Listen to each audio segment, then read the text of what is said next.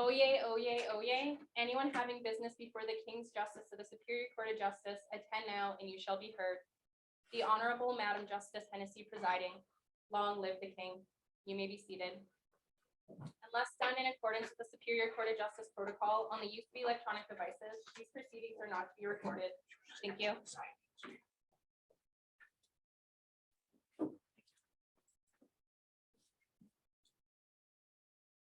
Thank you. Let me apologize for starting late. We ran into our own technical issues upstairs. I hear that there were some solutions worked out here. So hopefully we'll have all this sorted out soon. Mr. Schachter, I just have to sign in here. Okay, I think I'm good.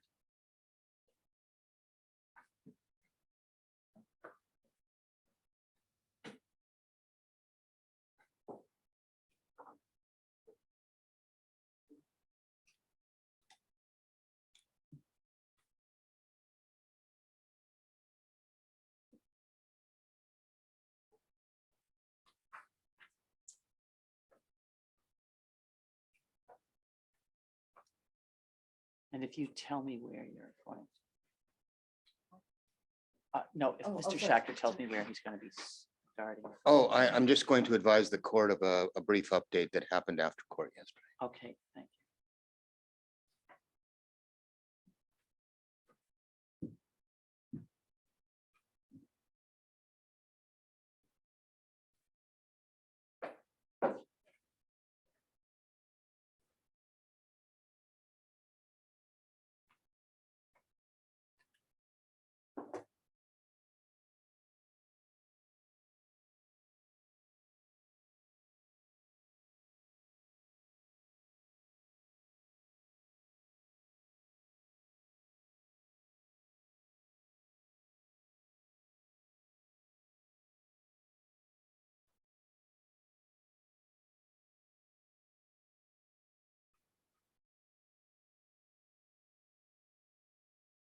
Please go ahead.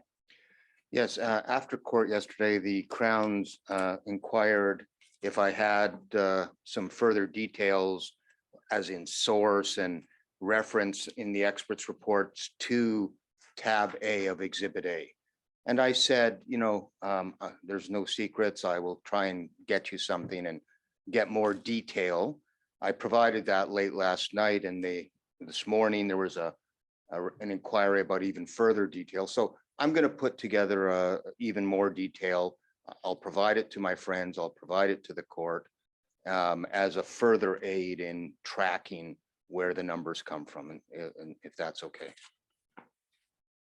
So when I came to the conclusion that you had done that yourself on those numbers, I was wrong. A lot of them I had gotten some assistance from experts on. And thank you for that assumption. If that's okay, I'll hand it up later. All right, so the plan is, the request was sources. The request was sources and further explanations, and Okay. it kind of provides a window into the direct examination and will assist in them preparing for their cross examinations, but that's okay. So I will refer to that as you have as tab A of the opening. My suggestion is that when I hand it up, it could be tab A-1.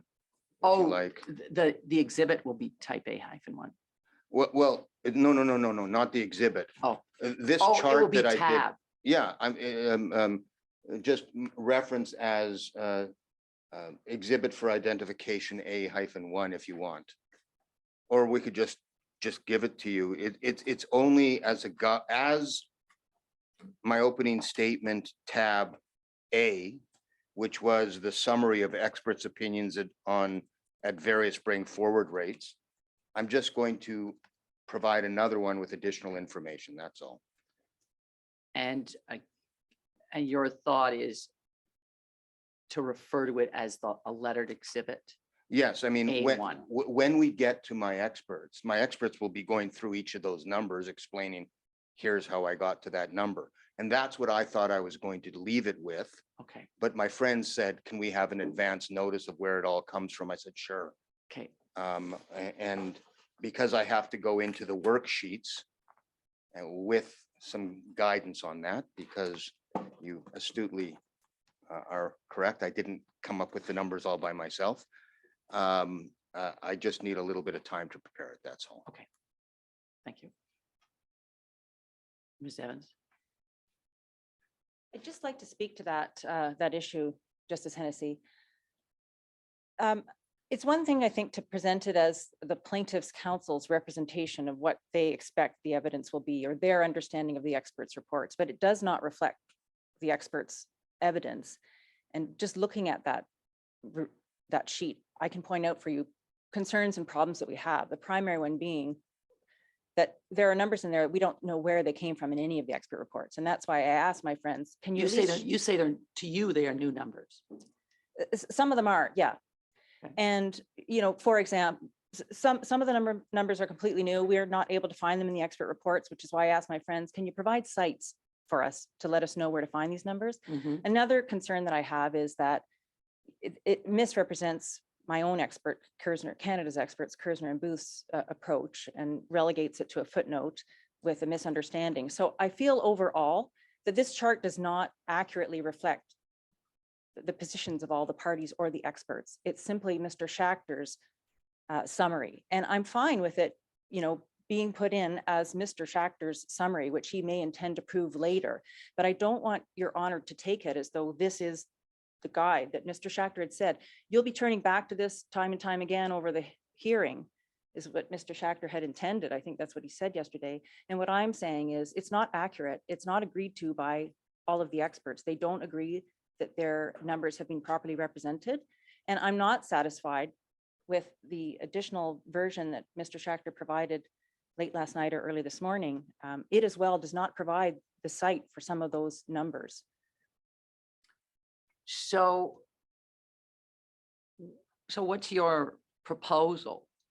My own proposal is, I don't think it's going to be helpful. I mean, my own proposal is that you take it with a grain of salt and understand that this is Mr. Schachter's position. These numbers need to be proved in evidence. They're not agreed to by any of the other parties.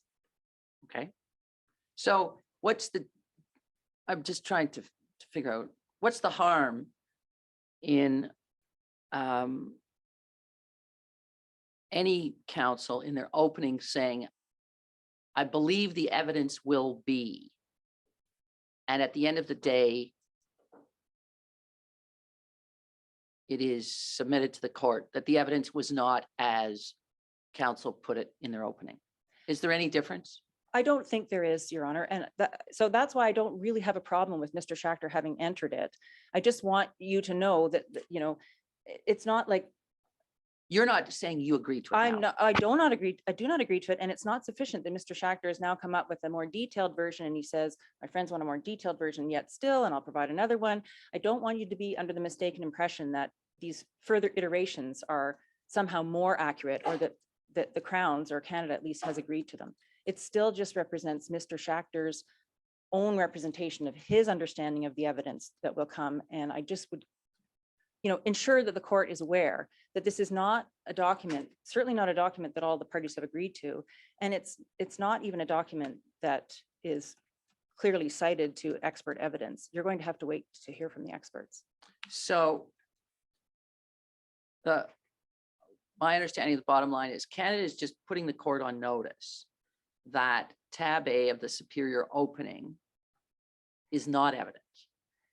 That's right. It's not only is it not evidence, but in Canada's submission, it's not an accurate representation of what the evidence will be, but we'll Okay. wait to see. All right. Okay. Mr. Schachter, do you have any problem with that? It's not evidence. It's not evidence, and it is my position. It's what I think the evidence will show. And they asked for some clarity. I just intend to give it to them and to the court. And I fully expect them to say things like the rental model doesn't count, you know, and that the numbers are irrelevant. That's fine. I tried to identify that as being an area of dispute. Okay. Mr. Marcello.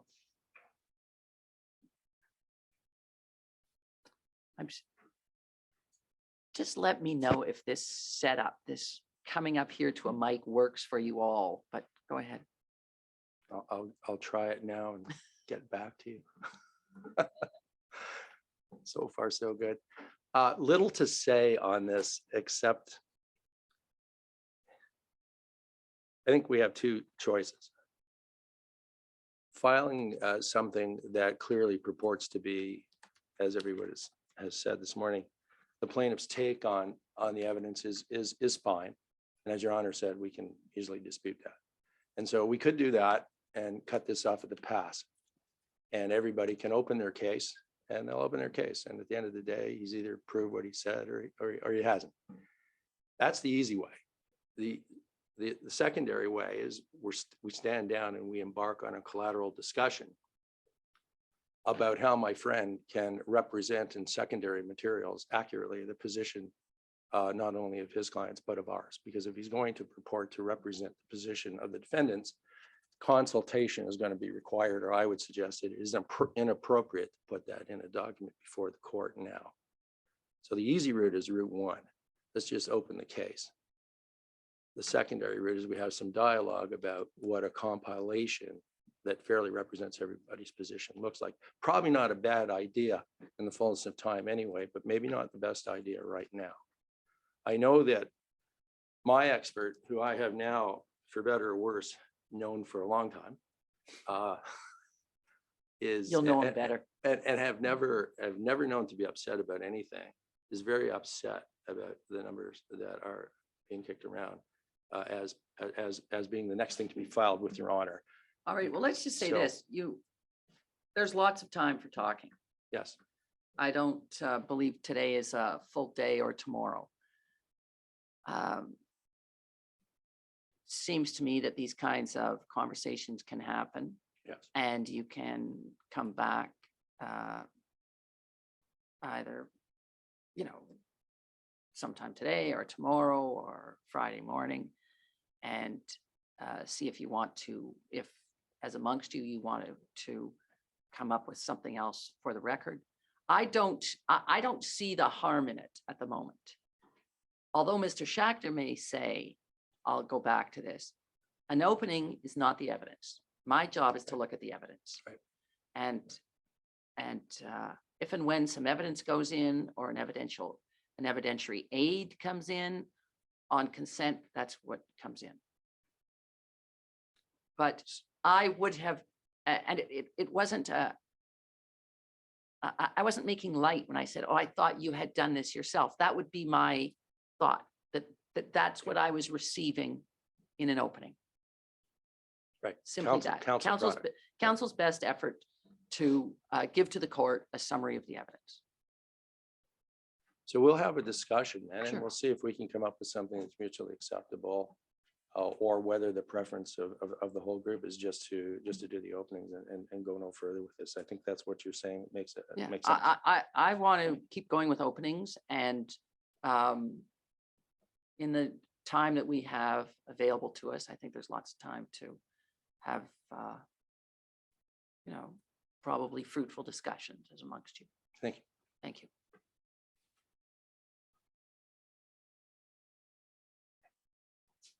Let me just put thank you for sending along your opening. Ms. Evans. Justice Hennessy, I will be explaining to you the materials that I'll be relying on, but first there's a couple of just housekeeping matters I'd like to deal with. One is a question arose about which counsel should be noted on the record for the purposes of the formal report. And I just wanted to make it clear, when I'm hoping that others will be watching on Zoom, that counsel and the reporter, Ms. Martineau, have agreed that if there are counsel who are appearing by Zoom and wish to be on the record, that they should email Ms. Martineau directly so that she can include them as having attended remotely. And I just wanted to raise that so that counsel online know that that's what's expected of them, and confirm with you that you're satisfied with that procedure. I am, and in fact, thank you for raising it. It occurred to me yesterday that I should have asked whether there was such a thing as a council sheet anymore. And whether, and how attendance or council of record is being noted. So you're telling me Ms. Martineau is doing that? Okay. And those of you who are in the room are ensuring that you are noted as present. And the deal is that those who are attending virtually should contact Ms. Martineau directly. That's correct. And do they have that ability? They do have Ms. Martineau's email. Beautiful. Thank you. for And if taking care of anyone that. has any concerns and doesn't have it, then they know how to get a hold of myself, for example, or any of the other council. Okay, But I'm quite confident they all have Ms. Martineau's email. thank you for that. Also on the theme of council, I wanted to acknowledge, of course, that I have a Canada's Council team you're already familiar with, Cameron Fisk, Claudia Sang, and Rhiannon McNamara. They're all here for this first opening week, but it's our intention that not all of them will be appearing every week. Sometimes they will be appearing remotely, for example. And I just wanted to ensure that we have the court's approval for that kind of approach so that not all council are always in the courtroom. I intend to be in the courtroom in person at all times. Thank you very much. That is very workable. Great. And then the last sort of housekeeping matter is the documents that I'm going to be referring to today. So you have before you, I believe, a printed copy of our written opening statement. I do, thank you. We printed that just last night, so it's stapled rather than bound. And there's a number of sites that, if your honor would appreciate, we can provide a hyperlinked version later this week. You know, most of these cases are cases that will probably already be well familiar to you, but if you'd like a hyperlinked version, we can provide that later. A hyperlink version would be much appreciated. Great. And then in addition to the written argument, or sorry, there's my first problem, the written statement, we also have a hard copy compendium. And I believe you should have a copy of that. It's got buff color covers and 11 tabs. I do. Thank you.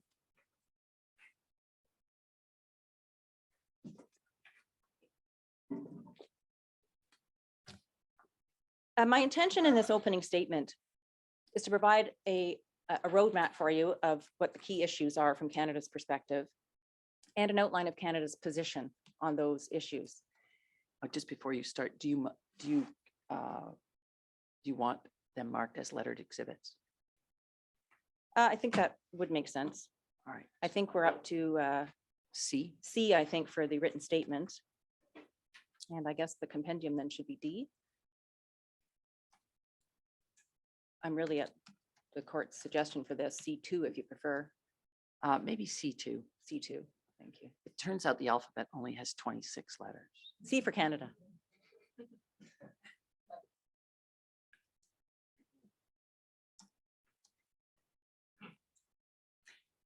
So as I was saying, my intention is to go through the issues that Canada sees as crucial and Canada's position on them.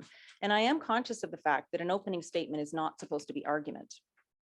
But I would say for myself, in any event, it's not always easy to draw a bright line between position and argument. Although I'm, of course, confident that Justice Hennessy, you'll be able to tell if I'm veering too far into argument and take it as appropriate. I'm going to try to avoid argument, but as I said, it's hard not to get into a bit of it as we try and explain our position. So the first tab of my compendium is on the screen now, and it's just an outline, a roadmap of what I intend to cover today. Principles of compensation for this case, evidence for the assessment of compensation, and that's where I'll go through net Crown resource revenues, present value and share, and then finally Crown allocation. So to start with principles of compensation, it probably does not come as a surprise that Canada's position is that the proper measure of compensation is net Crown resource revenues rather than the economic rents approach taken by the plaintiffs. And there are a number of reasons why Canada takes the position that net Crown resource revenues is the proper measure. And the first thing I'd like to do is pull up the judgment, which is at tab 2 of the compendium.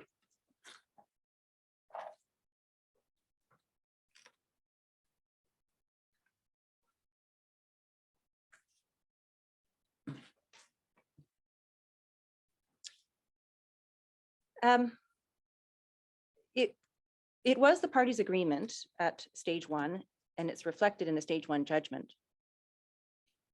That, and here I'm quoting from paragraph 1, from the preamble, actually, paragraph 2 of the preamble.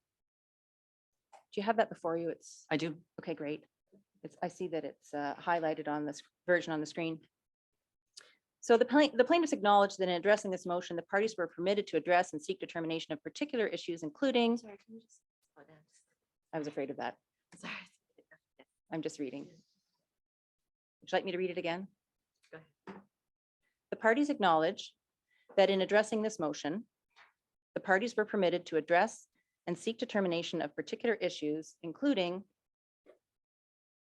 sub B, whether the revenues that are to be taken into account in determining whether, quote, the territory subject to the treaty produced or produces an amount which would enable it to do so without incurring loss, close quote, are restricted to Crown revenues from the territory. And secondly, sub C, whether gross or net revenues are to be taken into account. So the issue here is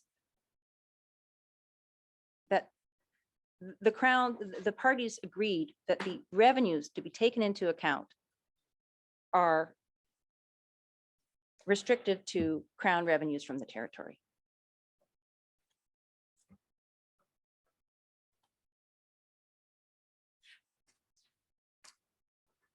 Secondly, if we look at that, the same judgment, the Court of Appeal had amended this judgment.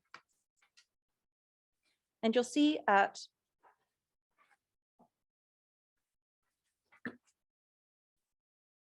(3C), which is on page 299 of the Court of Appeals judgment. You can flip through the pages at tab 2 and you'll find it.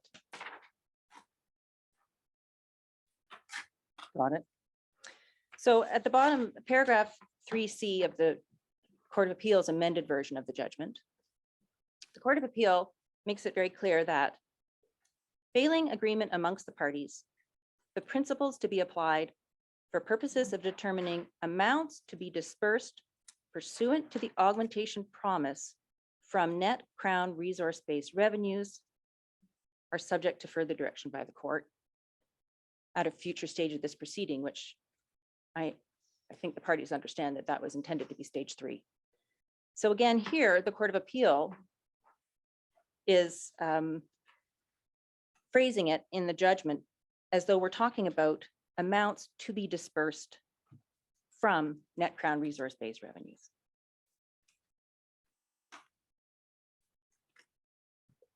Furthermore, and I just have 2 more points on this. If you go back to paragraph 1D of the judgment, and this is the previous page, 298.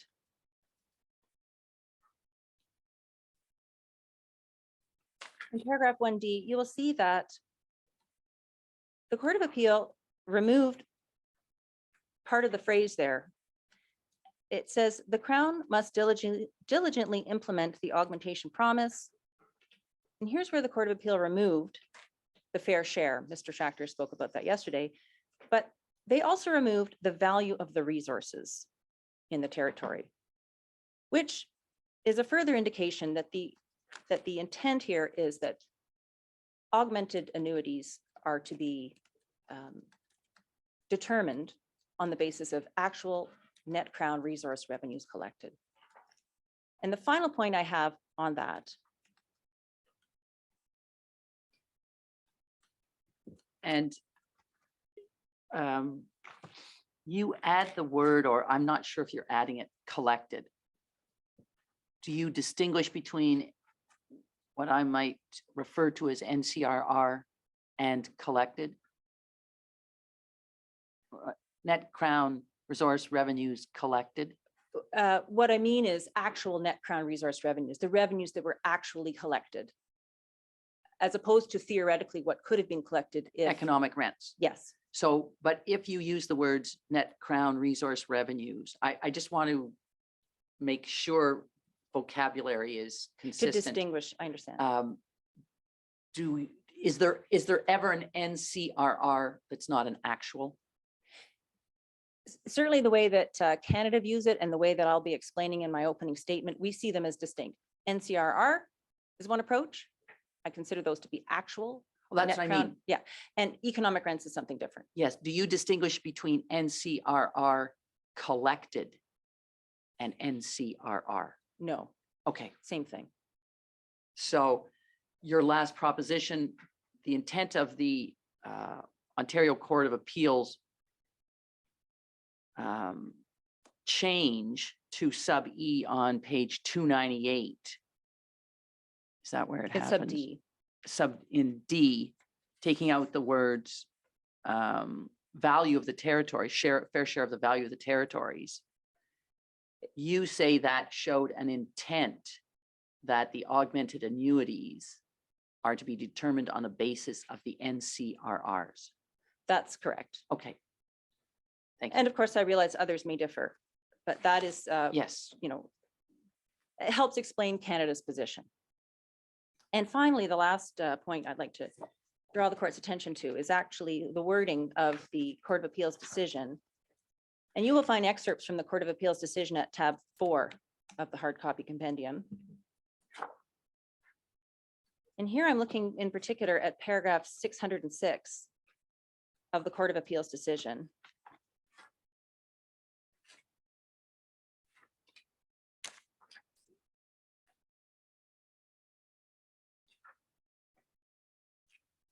It's page 662 of the decision. You'll see that I've only included excerpts. right. So I'm at tab 4. And I'm going to paragraph 626. 606 on page 262. It's right near the end of that. Got it. Well, yeah, okay, great. So here, this is the decision of Justice Horrigan from the Court of Appeal. This is his part of the decision on fiduciary duty, which was unanimous. The Court of Appeal unanimously endorsed Justice Horrigan's analysis of fiduciary duty. And here, interestingly, in paragraph 606, Justice Horrigan, in rejecting the existence of a fiduciary duty, notes that the beneficiaries in these cases could argue, if there were a fiduciary duty, that they are entitled to the revenue generated and what revenue could have been generated by the lands covered by the treaties.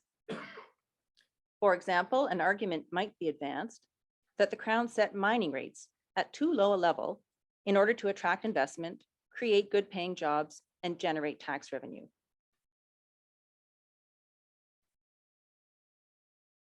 And if you continue reading that paragraph and the following one, you understand that Justice Horrigan rejected this argument. This is one of the reasons he rejected that there could be a fiduciary duty. Because Justice Horrigan and the Court of Appeal that endorsed his decision implicitly rejected that the plaintiffs should be entitled to revenues that could have been generated from the treaty territories. The court recognized that the Crown has many obligations, including creating good paying jobs, generating tax revenue, attracting investment. So the Court of Appeal here rejected this economic rent approach.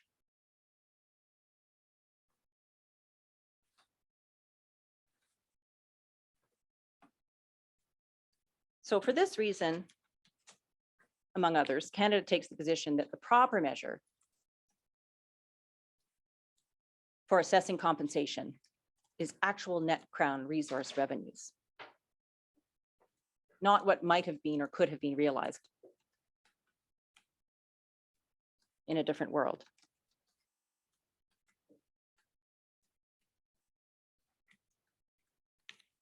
And put more pointedly, you'll see in my written submissions, the written statement, that the theory, Canada's position is that the theory of economic rents is irrelevant.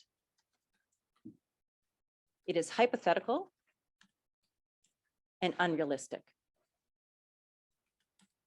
And here I will simply refer to Canada's experts. Brief conclusion on it, really. These are our experts, Jack Mintz, Dr. Jack Mintz, and Mr. Fred O'Riordan. You'll hear about their qualifications later. They're well-respected economists with many publications and appointments to their names. I've included an excerpt from their report at tab 5 of the compendium.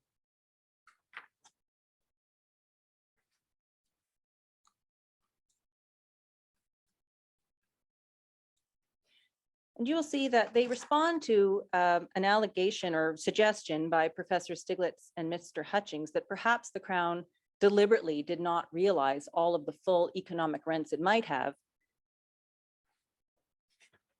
because they did. Am I at paragraph 140? 140, that's correct. Thank you. And paragraph 140 starts by responding to a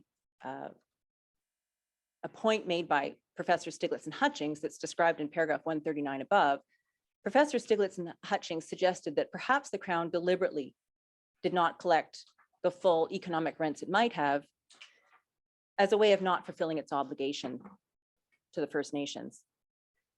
And Professor Mintz and Mr. O'Riordan respond in paragraph 140. Of course, they start by saying that Professor Stiglitz and Mr. Hutchings do not provide any factual basis for this conjecture and startling accusation. But here's the point. As discussed above, no government in the real world captures 100% of all feasible economic rents in the form of resource taxes. The Crown, and I'm skipping a line here, the Crown and First Nations have other concerns besides raising revenues. For example, creating employment for citizens, ensuring sovereignty over their lands, and providing the good life for their people. Public policy requires compromise, meaning that maximizing Crown rents may not be implemented if it undermines other objectives. And then I'd like to skip the page to paragraph 141. This site is quoted in my written statement at paragraph 5. Life outside simplified theoretical models is complicated, and governments, like individuals and firms, must manage risks and make trade-offs. They optimize, but do so subject to constraints.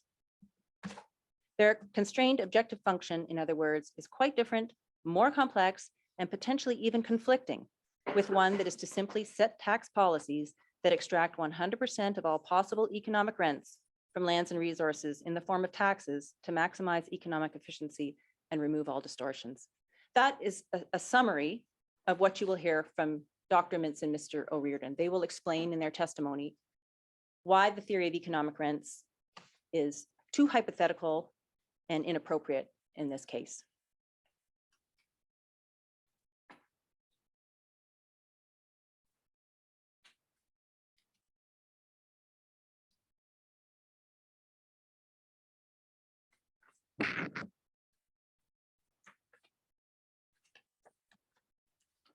Now, I'd like to move on to, I'm still in the topic of principles of compensation for this case. So the first principle is the measure is net Crown resource revenues actually collected. The second is that economic rents are irrelevant. And the third is that compensation is not intended to be a mathematical calculation. It is to be an assessment. Say that again. Compensation. Compensation is not intended to be a mathematical calculation. It should be an assessment.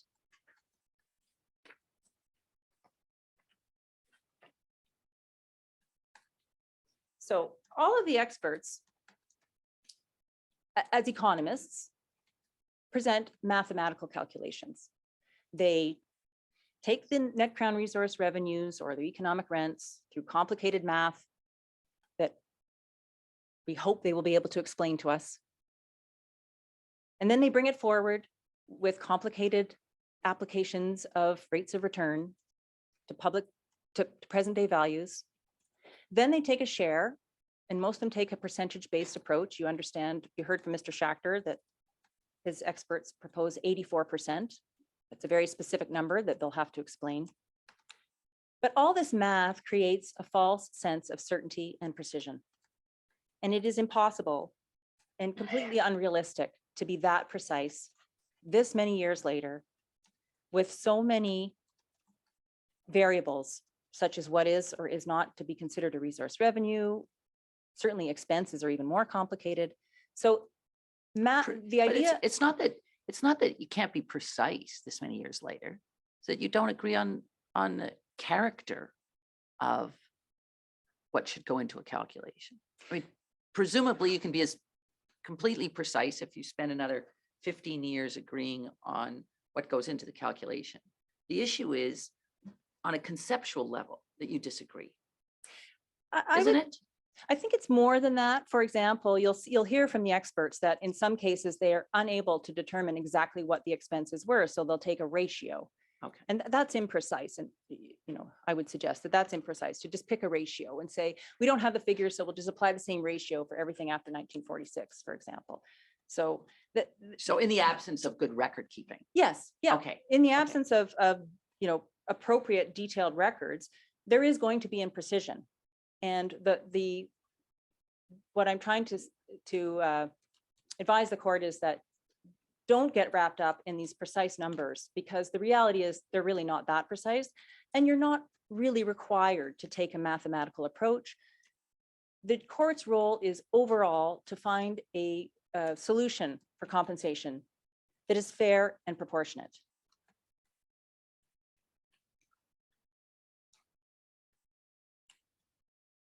Say And that he- again, please. The court's task is to To take, find a solution for compensation that is fair and proportionate. And here I would like to refer you to tab 3 of the compendium, where I just cite from the Guerin case in order to give the court some comfort about how you will fulfill your duty. Now, Guerin was a case, it was a breach of a trust-like relationship whereby the Crown leased potentially highly valuable banned land for a golf course. And the trial judge rejected various economic experts' calculations of loss, finding that he was not satisfied with any of them because they didn't take realistic contingencies into account. So he characterized his assessment of calculation as guesswork.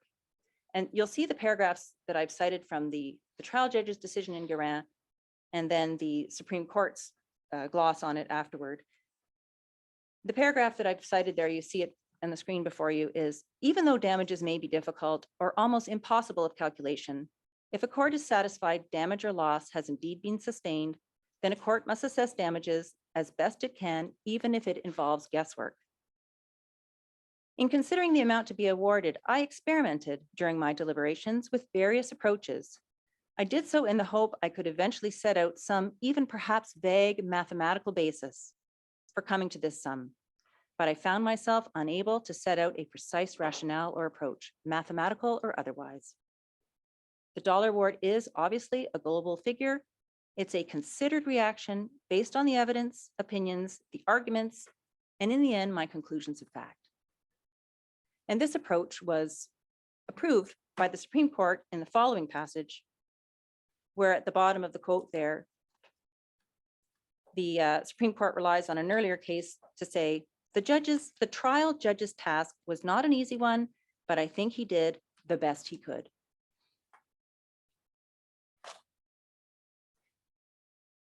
So in this case, Justice Hennessy, you have a lot of flexibility to assess the appropriate compensation. And here I'd like to just go back to the judgment, which again is at tab 2. Built right into the judgment is the possibility for flexibility.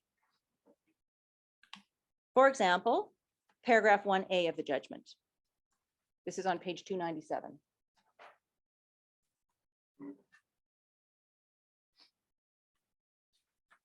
It states pursuant to the treaty, the Crown is obligated to increase.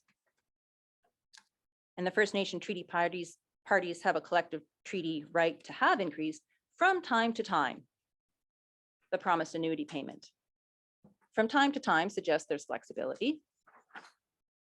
And then the very next paragraph, the page over, sub B, to fulfill its obligation in A above, the Crown is required to periodically engage in a process with the First Nations to determine net Crown resource revenue. So this again is flexibility built right in. Furthermore, And is it, these are words of the judgment. Do they come from the, they come from the decision then? yes, they do. And I'm going to refer you now to the decision. And is it possible that in the decision, the trial judge was saying, well, of course, you're going to negotiate how this works? Was it giving to the parties Guidance. guidance? Yes, yes, it seems that in the court's decision in stage one provides guidance to the parties as to how this treaty promises to be implemented. And in particular, the paragraphs I'll refer you to in the judgment indicate that there is to be an exercise of some discretion. Now, that discretion is sometimes in consultation with the First Nations. Of course, it's not unfettered and it's always reviewable, but there will be some discretion in how the annuity augmentation is actually implemented. There's flexibility in when and how often the consultations must occur, for example. And here I will just refer you to some paragraphs from the stage one judgment. Paragraph 566 and following in particular discusses these issues of implementation, that there still is some level of discretion, some expectation that the parties will work this out, which follows along with Canada's position that overall, there's a lot of flexibility still in determining what the compensation needs to be. It does not necessarily have to be a mathematical calculation that will be based on imprecise numbers. So finally, and this is a point that was raised by my friends yesterday, Mr. Gover in particular, I recall discussing the Court of Appeals approach to share. Here's another example where there's room for flexibility. The Court of Appeal moved away from the concept of a percentage share and really indicated that the share should be sharing in such a way that would provide for both communities, to be determined not only on the extent of NCRR, but also on relative wealth and needs. And the Court of Appeal was very clear in stating that the form, level, and aim of sharing is something for the trial judge to determine. I know that my friends referred to that the other day.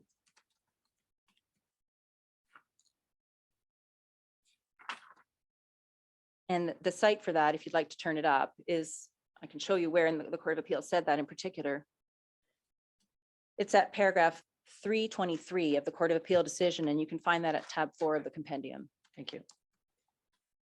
And I'll just read it out. You don't have to turn to it, but it says, the parties in negotiations or the trial judge in stage 3 must determine the form, level, and aim of the sharing that the augmentation clause requires. And the Court of Appeal explicitly rejected the idea that it had to be a percentage share. In fact, this was one of the reasons that they removed the phrase fair share from the judgment, because they felt that it tended the mind towards a percentage share, and that's not necessarily what's required here.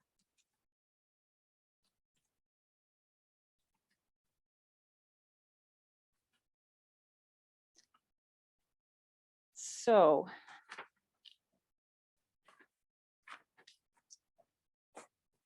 now, the last point on the principles of compensation, after telling Your Honor that in Canada's submission, it need not be a mathematical calculation, there's flexibility, it should be an assessment that's fair and proportionate.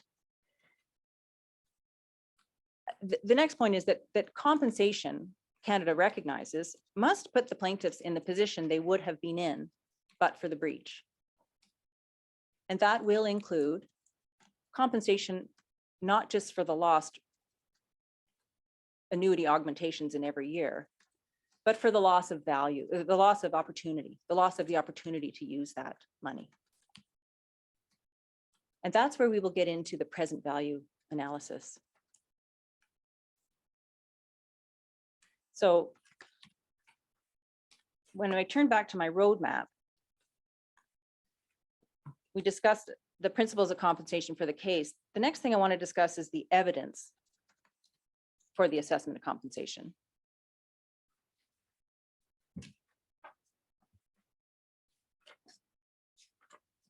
And those three topics, and again, I'm looking at the outline, which you'll see at the beginning of my written statement. It's also at tab 1 of my compendium. We're now on part B or 2, the evidence for the assessment of compensation. I'm going to speak about the evidence that will be called on, and the Crown's position, Canada's position, on net Crown resource revenues, on present value, and on share. And I can tell you out the outset, we have very little to say about net Crown resource revenues. They're almost exclusively Ontario's. On present value, this is where I'm going to be more lengthy in my statement, because present value is, for a number of reasons. One, present value is really what's responsible for the immense numbers in this case. It's bringing forward these historical values to present day. And you will see, and you, I think, have seen to some extent, the sensitivity of the analysis. One little change in a decimal point on the rate of return makes very significant changes to the tune of billions of dollars in this case. So it's important, I think, to go through the present value analysis. That's where the bulk of my submissions will go. And then finally, share. I've said something about that already, in that it need not be a percentage. So just to move to net Crown resource revenues, as I said, Canada actually has very little to say about net Crown resource revenues because they are almost exclusively Ontario's.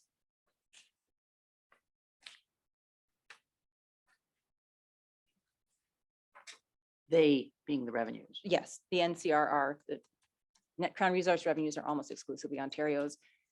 And you say they are in the present tense and have been? Yes, and always have been. And the evidence will show that the only federal net Crown revenues that certainly the plaintiffs experts or any of the experts have found, there's only 2 types of federal net Crown resource revenues that are an issue in any of the experts reports. And they are, I'll deal with the easy one first.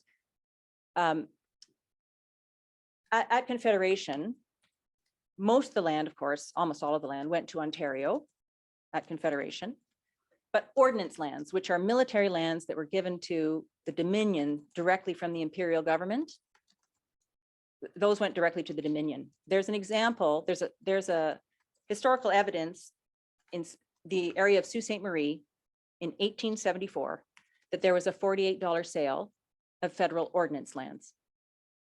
We don't have any details, unfortunately, this well more than 150 years later, as to what the expenses associated might have been, but we do have a record that there was a $48 sale of ordnance lands from Sault Ste. Marie in 1874.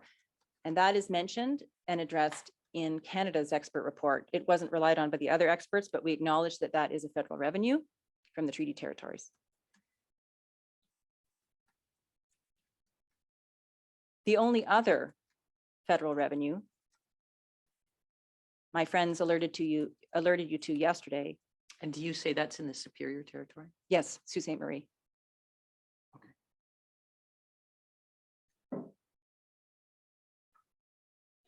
I have to say that I was never clear on which territory the Sioux was in. Well, in fact, then, Your Honor, I stand corrected. I do not know, and I'll have to take a look particularly at the latest version of the maps that the parties have been working on in order, and I will do that and ensure that I confirm that for you. But out of an abundance of caution, we've included that as a potential revenue. Now, the other potential source of federal Crown revenues is related to radio frequency spectrum. So Canada governs the use of radio frequency spectrum. It regulates the use of radio frequency spectrum nationally through various acts. And what the federal government does through Innovation, Science and Economic Development Canada, ISED, we call it, they provide licenses to telecommunications companies or radio companies that wish to use the radio frequency spectrum in order to avoid congestion. So, and as you can imagine, more and more people want to get on radio frequency. So earlier in the past, when there might not have been licensing fees, or it was simply first come, first serve, people use it. Those days have passed. Now the federal government regulates the use of radio frequency spectrum, sometimes through the sale of licenses. And more recently, in very competitive environments, through the auctioning of licenses. And these radio frequency spectrum auctions can attract a lot of money. It's large telecommunications companies that are bidding to gain access to radio frequency spectrum. And you will hear from the experts and from the evidence they rely on that was prepared by ISED, Innovation, Science and Economic Development Canada, that these companies pay for essentially the customer base that they can serve. And if you've got a higher customer base, particularly in a smaller geographic area, your rates are going to be high. That spectrum is going to go for a higher value because it represents more customers, potential customers for the telecommunications companies. So Canada's and Ontario's experts will explain why they do not consider revenues from the licensing of the use of radio frequency spectrum to fit within the judgment's definition of resource revenues.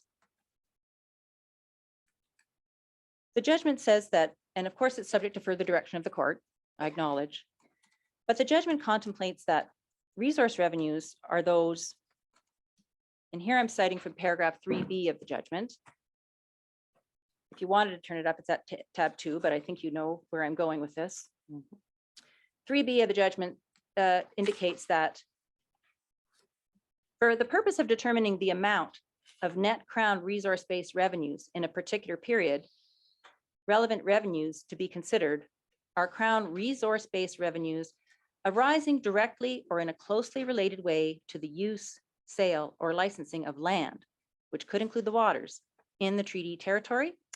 Sorry, you're at 3B. 3B, yeah, it's on page 299 at tab 2. Thanks. Got it. So, and then the example is given, including mineral and lumbering revenues and other analogous revenues. And as I said, I acknowledge that these definitions are general principles and may be subject to further direction, but it is the view of the economic experts from both Canada and Ontario that the revenues from the licensing of the use of radio frequency spectrum are not directly or closely related to the use, sale, or licensing of land or waters, and they're not analogous to mineral and lumbering revenues. Now, obviously, the use of radio frequency spectrum does require the placement of towers, and many of those towers are placed on the ground. The plaintiffs suggest that this is the key link that makes this a land-based revenue. Mhm. But our experts will testify that the land in issue is already being addressed as part of net Crown resource revenues in the category of land sales and rentals, for example. Say that again. That The land is rent already, is already captured. that's right. The minimal amount of land use by a tower that's placed on the land is already being captured in other net Crown resource revenues. When you're talking about, for example, land sales, that's already including what is the value of the land, the revenues from the land have already been captured, whether that land is being used for a building or a farm or a radio frequency tower. And that the use of that land is not actually representative of the revenues for the licensing of the use of the spectrum. And both Canada's and Ontario's experts will explain with further details and analogies they give to, for example, one of the experts says, well, how is this really different from driver's licenses? We're all licensed to drive, but we're not, that doesn't correspond to, how we pay for highways just by the fact that we're licensed to drive. So I'll have to leave that to the experts to explain their analogy. But in sum, it's Canada's position that will be explained by Canada's experts as to why radio frequency spectrum revenues are not appropriately to be considered net crown resource revenues. But in any event, Justice Hennessy, the amount of money we're talking about is relatively small. And I think I included it in my written submissions. Yes, I did, at paragraph 14. All of the experts relied on the work that ISED did to analyze and assess. Yes. They I saw don't that. normally determine, how would you assess the revenues from these particular territories? Because in fact, spectrum is sold in blocks, and some of these blocks include all kinds of other areas. And so they're set at high rates because they may include, the city of Sudbury. And even though they also include, some relatively remote part of the Superior territory. So they're sold in blocks. And ISED did the best they could at sort of a guessing. Again, here's imprecision. At guessing what proportion of that entire, auction price the telecommunications company paid in respect of really the ability to serve the customers in Sudbury versus the ability to serve potential customers in, remote parts of the Superior territory. So there's imprecision, but ISED did the best job they could, and all of the parties' experts, including the plaintiffs, relied on ISED's work.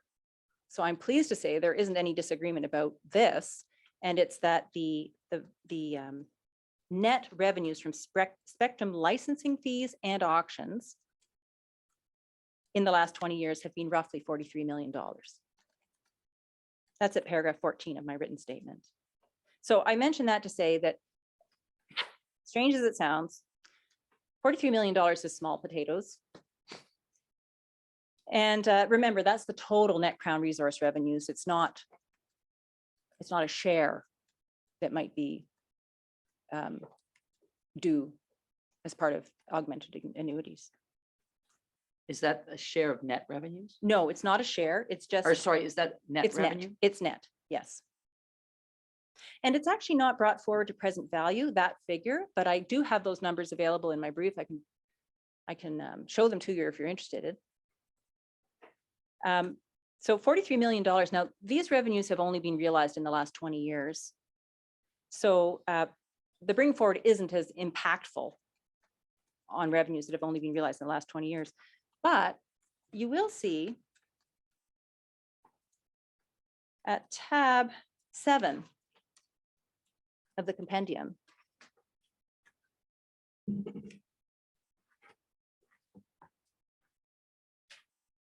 very last page at tab 7 of the compendium. These are excerpts from the expert report of our bring forward experts, our finance experts, Lawrence Booth and Eric Kersner. I'll be coming to them later. And here they prepared tables to indicate what the bring forward would be on various scenarios. And on this page in particular, they address, at our instructions, we said, let us know the present value of, well, for example, the $48 from 1874. And you can see there, models 1, 2, 3, and 4 are Kersner and Booth's models, which I will explain to you. And the BTAR refers to the band trust account rate. So you can see there the value of $48 on these various different models. And here you'll see, for example, the band trust account rate is significantly higher because this is a revenue that started in 1874 is being brought forward over 150 years. Mhm. But if you look above at present value of net spectrum revenues in the RST, so that $43 is being brought forward at different rates. And here, interestingly, being brought forward at the band trust account rate is actually less than the Kersner and Booth rates. And I will explain that as we get to that section, because the band trust account rate is averaged 5.3% over the time period, but in more recent years, it's been lower. I think it's around 3 point something at this point. And the Kersner and Booth model actually results in higher values. And I'm going to get back to that point as part of my explanation as to why Kersner and Booth have a very useful model that Canada is presenting as the appropriate model. But as I said, I'll get to that. So I think I have finished dealing with net crown resource-based revenues. Let me just take a quick look at my notes.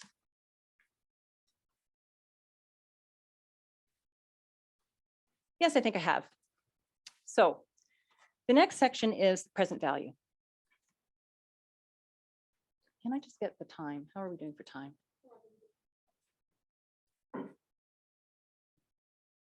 Have you thought, Ms. Evans, what's a good time to break? I'll leave it to you. Thank you. You know what? I think I can go on a little bit further. Mhm.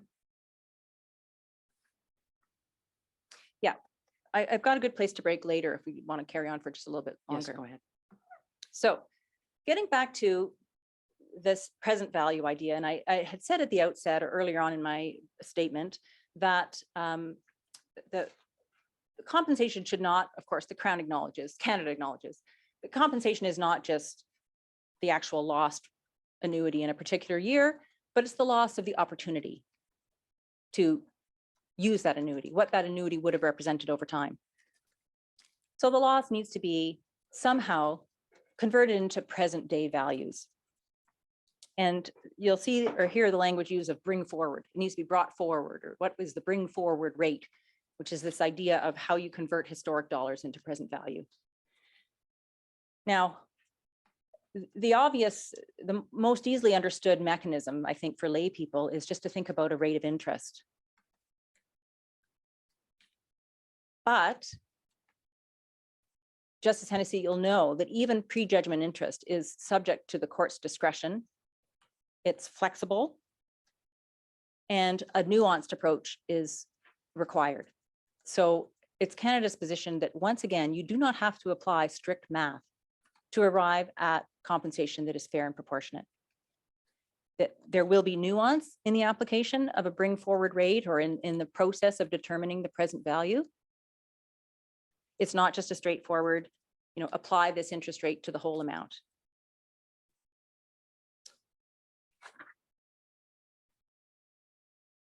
So here I want to look at the Whitefish case, which is in the brief. And I think after going through the Whitefish case is when we can have a break. So the Whitefish case involved, that's the Atikameksheng and Anishinaabe Reserve. It was a case heard by the Court of Appeal, Ontario Court of Appeal in 2007. And it involved the improvident sale of timber on the reserve land by the Crown. The Crown sold the timber in 1886 for $316.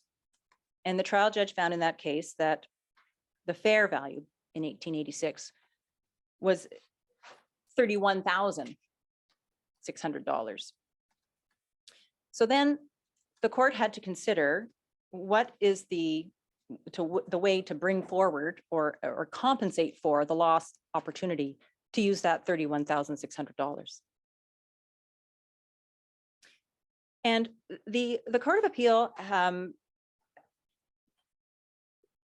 addressed it with really focus on a number of principles that I want to discuss with you. But the first thing I have to say is the Whitefish case was a clear breach of a fiduciary duty. It was a fiduciary duty case.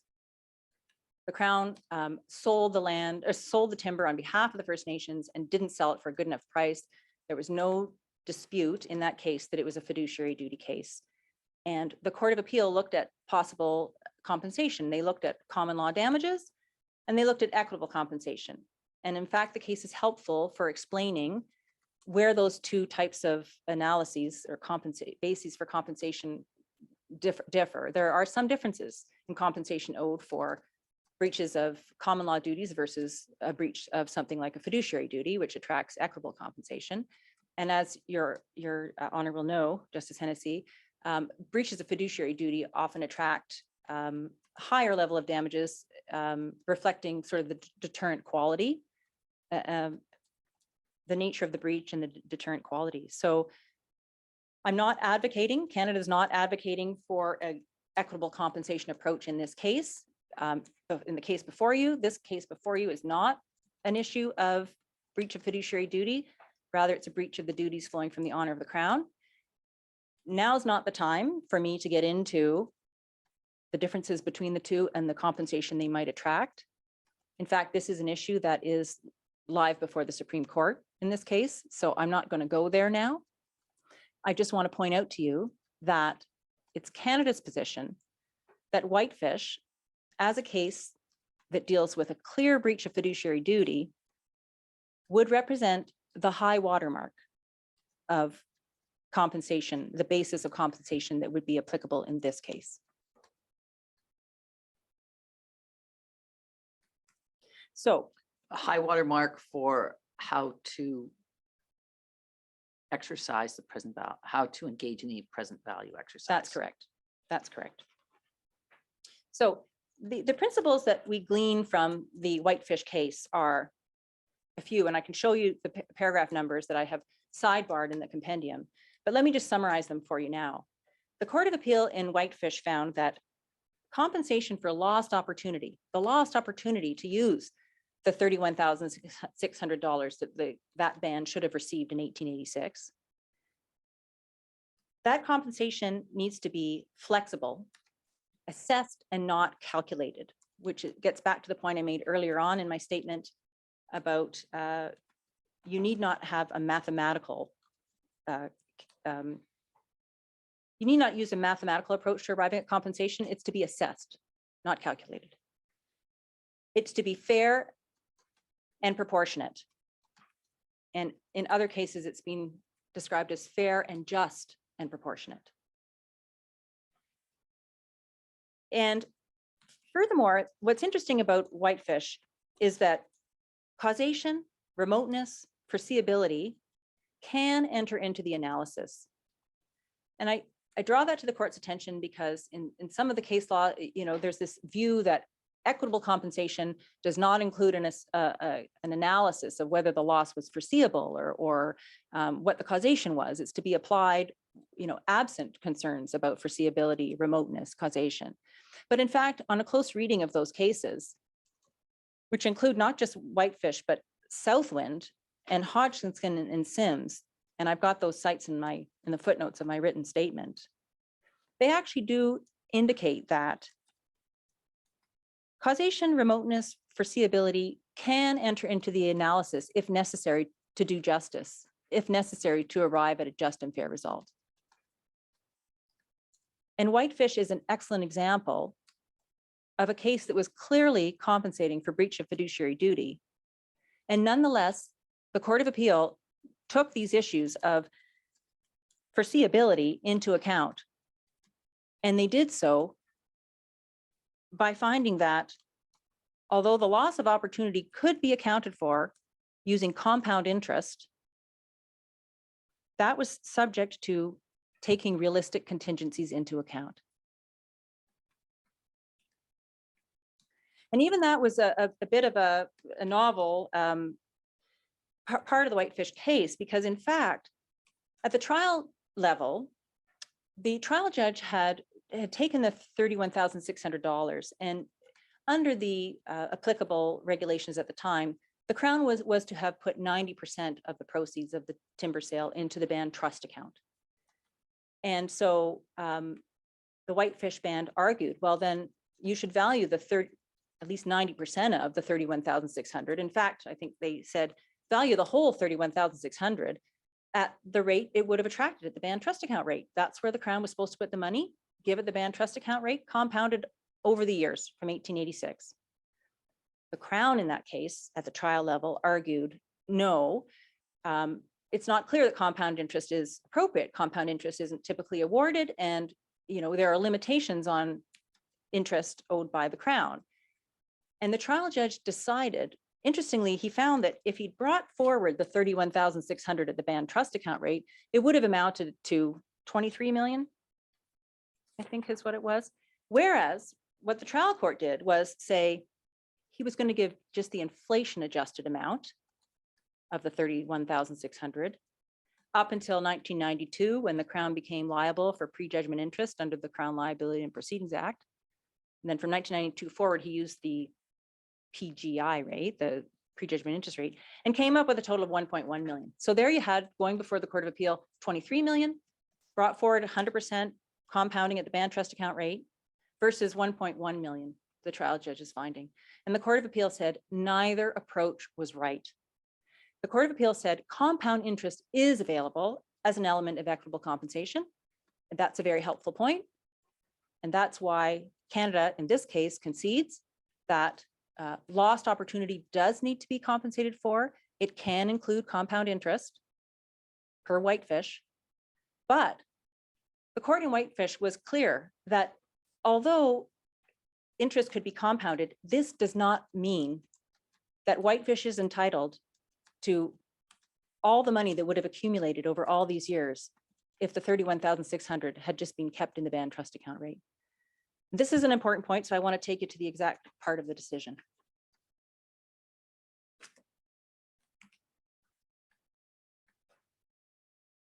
And it's at the Whitefish case. I've reproduced it in its entirety at tab 6.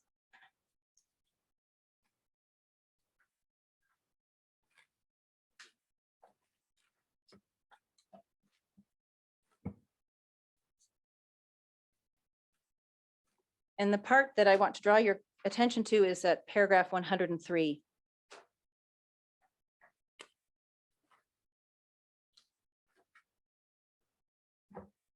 So first, the Court of Appeals, Justice Laskin writing, is says in the paragraph before that the Court of Appeal disagrees with the trial judge's analysis. And goes on to say at paragraph 103, however, this does not mean that Whitefish is entitled to 120 years of accumulated capital and interest. That too is unsupportable. Instead, I would adopt the approach used by Collier J. and Guerin, which was later approved by the Supreme Court of Canada, and discount Whitefish's award to reflect realistic contingencies.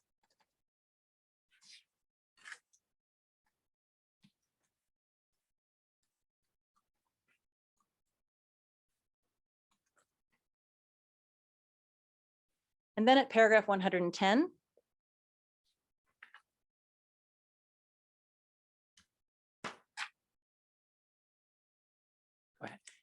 second, however, in fixing Whitefish's award of equitable compensation,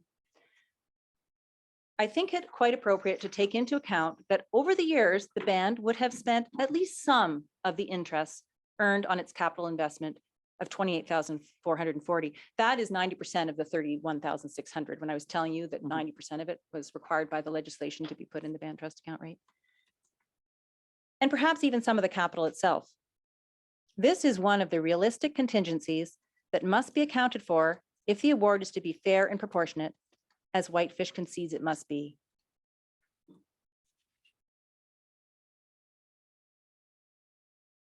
So the Court of Appeal says, unfortunately, the parties want us to substitute our judgment here for the compensation.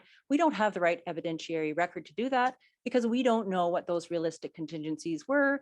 We don't know, they say, what interest rates were, what was interest compounded at all years on the band trust account rate? What were the spending habits of the patterns of the Whitefish Lake First Nation? How would they have spent? How can we reconstruct how they might have spent the money? That would be a realistic contingency. And at paragraph 117, the court says, what is needed is evidence either from the Whitefish trust account records or elsewhere showing Whitefish's annual spending patterns over the period. Now, all of that by way of background to explain why Canada's experts, finance experts, Lawrence Booth and Eric Kersner, both professors at the University of Toronto Rotman School of Management, have taken the approach of a tailor-made approach for this case to address the appropriate bring forward rate based on this guidance from the Ontario Court of Appeal in Whitefish, based on considering realistic contingencies, our experts will testify that it is not realistic to assume that every penny of net Crown resource revenues or share of the net Crown resource revenues would have been invested or could have been invested at a certain rate and just continually compounded time over and over and over again. And they give some specific examples. And I think I'd like to, after the break, we take a short break now. After the break, I would like to go through a summary of the kind of evidence you can expect to hear from Professors Booth and Kersner on this point. Thank you. All right. I'm not sure how you're all set up, but is 15 minutes That's fine. doable? That's fine with me. Everyone? All right, let me just look at my watch. I have 11:30, so 11:45. Good, thank you. Thank you.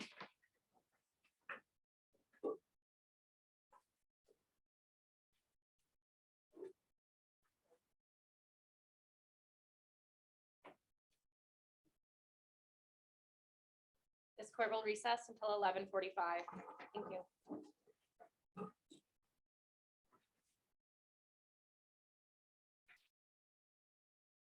This court is now resumed. You may be seated.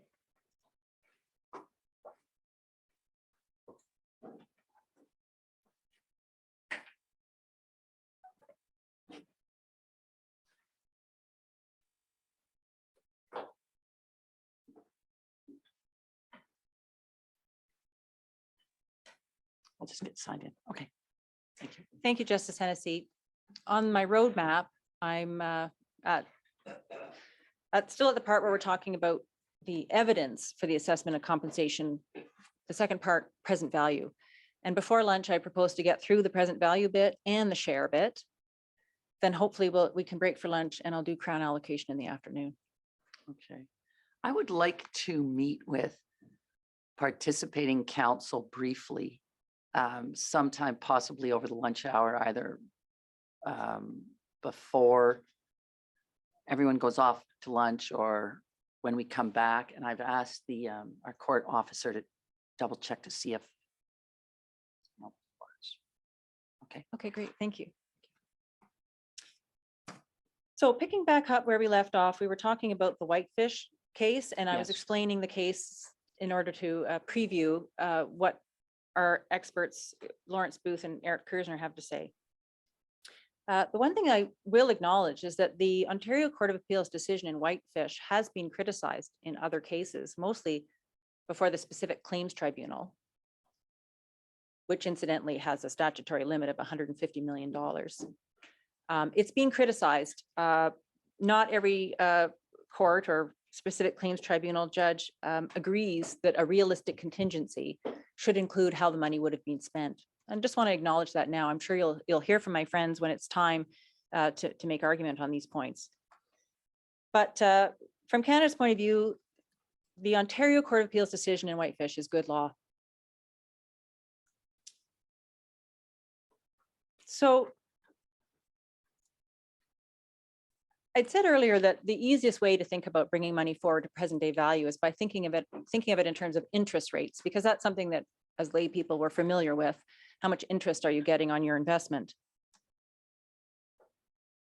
So the plaintiff's experts, as you've heard, they suggest that the way to value the lost opportunity to spend increased annuities in this case is to bring forward those amounts, that unpaid amounts, at a rate of on average 7.2%, reflecting what those increased annuities could have generated with a mixed portfolio of stocks and bonds. So you will hear from Professors Booth and Kersner, these finance professors from the University of Toronto, that that's not the appropriate way to bring forward the losses in this case for a number of reasons that they will explain when they're on the stand. And these include that, for one, you have to presume that the bands would have had access to investment advisors and access to these markets for these bonds and equities. But really the main criticism that Professors Booth and Kersner have is that it doesn't take into account the risk tolerance of the bands. And they point out that in the 1930s, for example, if the band's monies had been invested in stocks and bonds, they would have lost 75% of their money. And as Professors Booth and Kersner point out, it's one thing to say in hindsight what you would have done, but when you're actually in the heat of the moment, it's very different what you actually would have done. So that's my simple way of summarizing what Professors Booth and Kersner will explain, which with better detail. So the alternative, another alternative that's being presented is to bring forward the overdue amounts at the band trust account rate. And you will hear, and I believe my friends have already referred to it, that the experts seem to agree that the average of the band trust account rate over the time period was 5.3%. So the 60-40 stocks and bonds, the average rate is 7.2. And the band trust account, the average rate is 5.3. Now, Professors Booth and Kersner will testify that the band trust account rate is actually a very generous rate. They will explain that it was originally based on Canada's borrowing costs. So what Canada had to pay to borrow money in the early years of the Dominion. And they used that same rate to save money for the bands and the band trust account rates. But that reflected what Professors Booth and Kersner will describe as a default premium. It was the early years of the Dominion. It was not a good investment risk. So the rate of borrowing for Canada was relatively high. And so this band trust account rate is relatively high as well. And in fact, Professors Booth and Kersner will testify that the band trust account rate remained high. They suggest probably through administrative inaction until 1969, when it was tied to the Government of Canada long-term bond rate. Till what year? 1969. So starting in 1969, what we've come to call the BTA rate, band trust account rate, or the BTAR in the materials, is actually tied to the Government of Canada long-term bond rate as of 1969. So you will see then overall that the difference between the band trust account rate and the long-term Canada bond rate is actually not that great. Between One- the BTAR and the long term. Yes, is that, I'm sorry if I misspoke. Did I say the wrong thing there? Yeah, the BTAR and the long-term bond rate are not actually that different. I know the BTAR is 5.3%. The average of the long-term bond rate, for some reason the number has escaped me. I think it's 5.1. Let me just find it here quickly.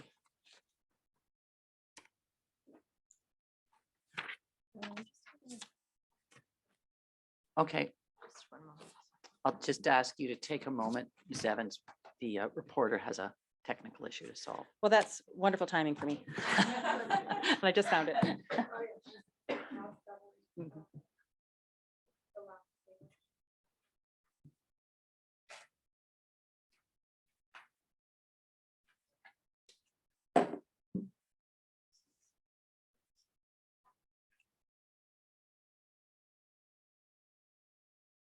Just tell me when you're ready to go. Okay.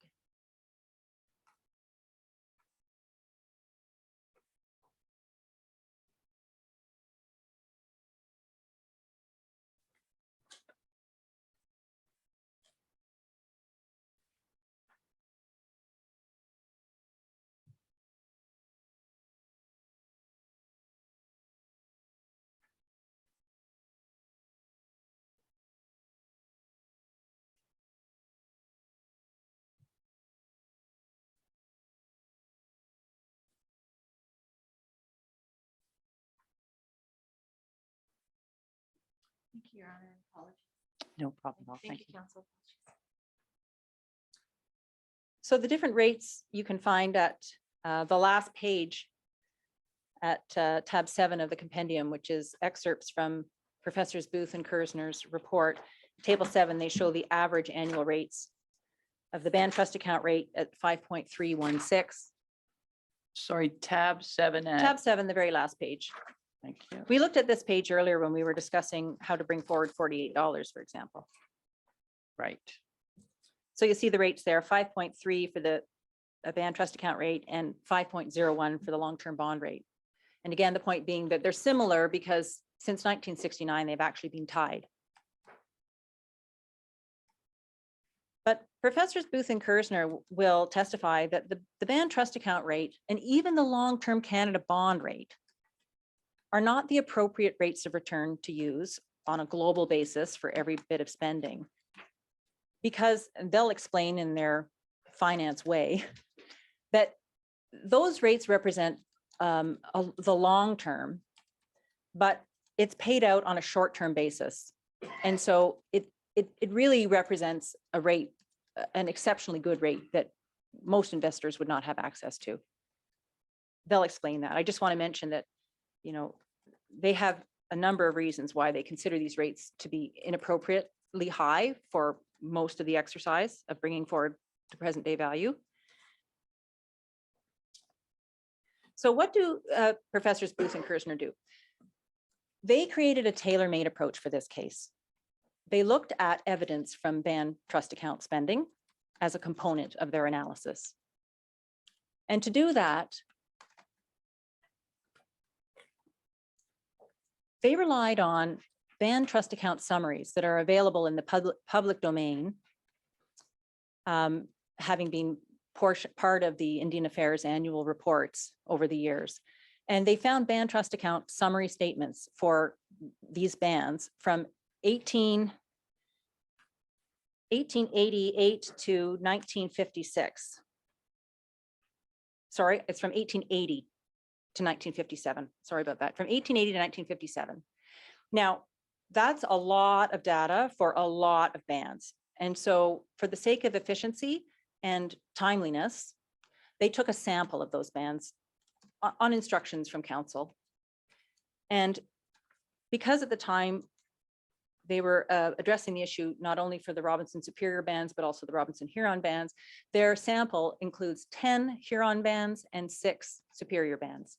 And they looked at only every even year so that they had well over 1,000 band trust account summaries that showed what 16 of these Robinson Treaty bands, 6 of them Robinson Superior bands, how they spent their money in that period, 1880 to 1957. And from there, they drew some conclusions and extrapolated.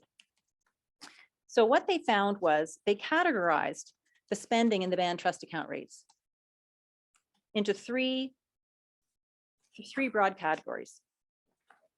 And here, if you want to follow along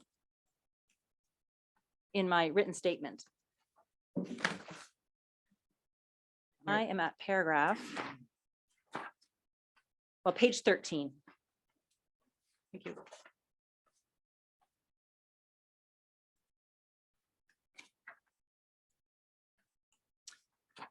So they categorize the spending into 3 broad categories.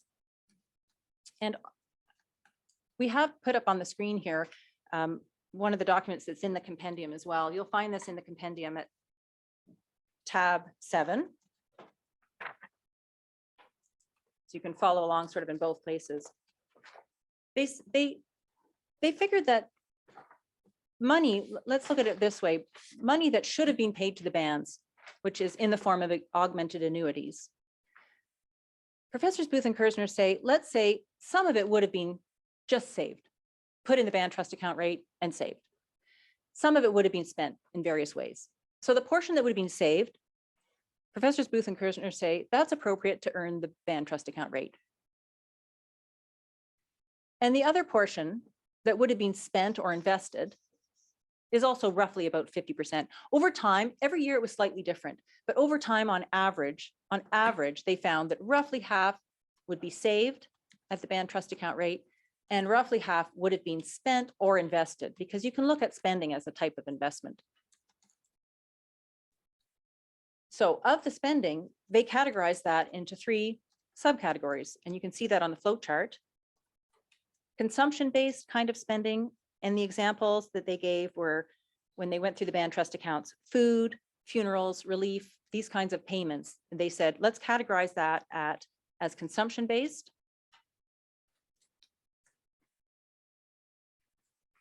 And for that category, they said, let's use the rate of inflation, the consumer price index, because the theory is that these are items of short-term utility, like food, that quickly gets consumed, and in reality isn't consistently brought forward at a relatively high rate of return in perpetuity. So they applied a more conservative rate of return of the consumer price index, which varied over time, but on average, averaged 2.97%. So these figures are set out at page 13 of the statement. And you can, Sorry, which category did they apply 2.79? to the consumption-based category, earning the rate of inflation. If you look at the Oh. flow chart, Sorry, I just didn't see the, the numbers, and I can, 2.97. Did I say that wrong? Oh, sorry, 2.97. And I'll tell you, Justice Hennessy, the numbers aren't on this flow chart because they varied in every year. But we do know from their report the averages. So if you'd like to insert Okay. the averages onto this flow chart, you can do that. yes. So thanks. where you would insert the 2.97 is in two spots on that chart, the consumption-based spending and also of the money that was paid out to individuals, some of that consumption as well. Because money that was spent by the band, some of it would have been spent for the bands, like Mhm. on, if the band paid for corn or for a funeral or for relief to certain of its members, that's spent, that's brought forward at the consumer price index rate of inflation. But also some money was paid out to individuals. In fact, quite a lot of money was paid out to individuals. And Kersner and Booth have the figures in their report as to how much was actually paid out in payments to individuals. It averaged 20%, generally speaking, payments to individuals. And of the money paid to individuals, Kersner and Booth assumed that some of that money would have likewise been invested by those individuals in social investment goods, like a pair of glasses, for example, or books, school-related expenses. And so some of the money that was paid to individuals, they would have categorized as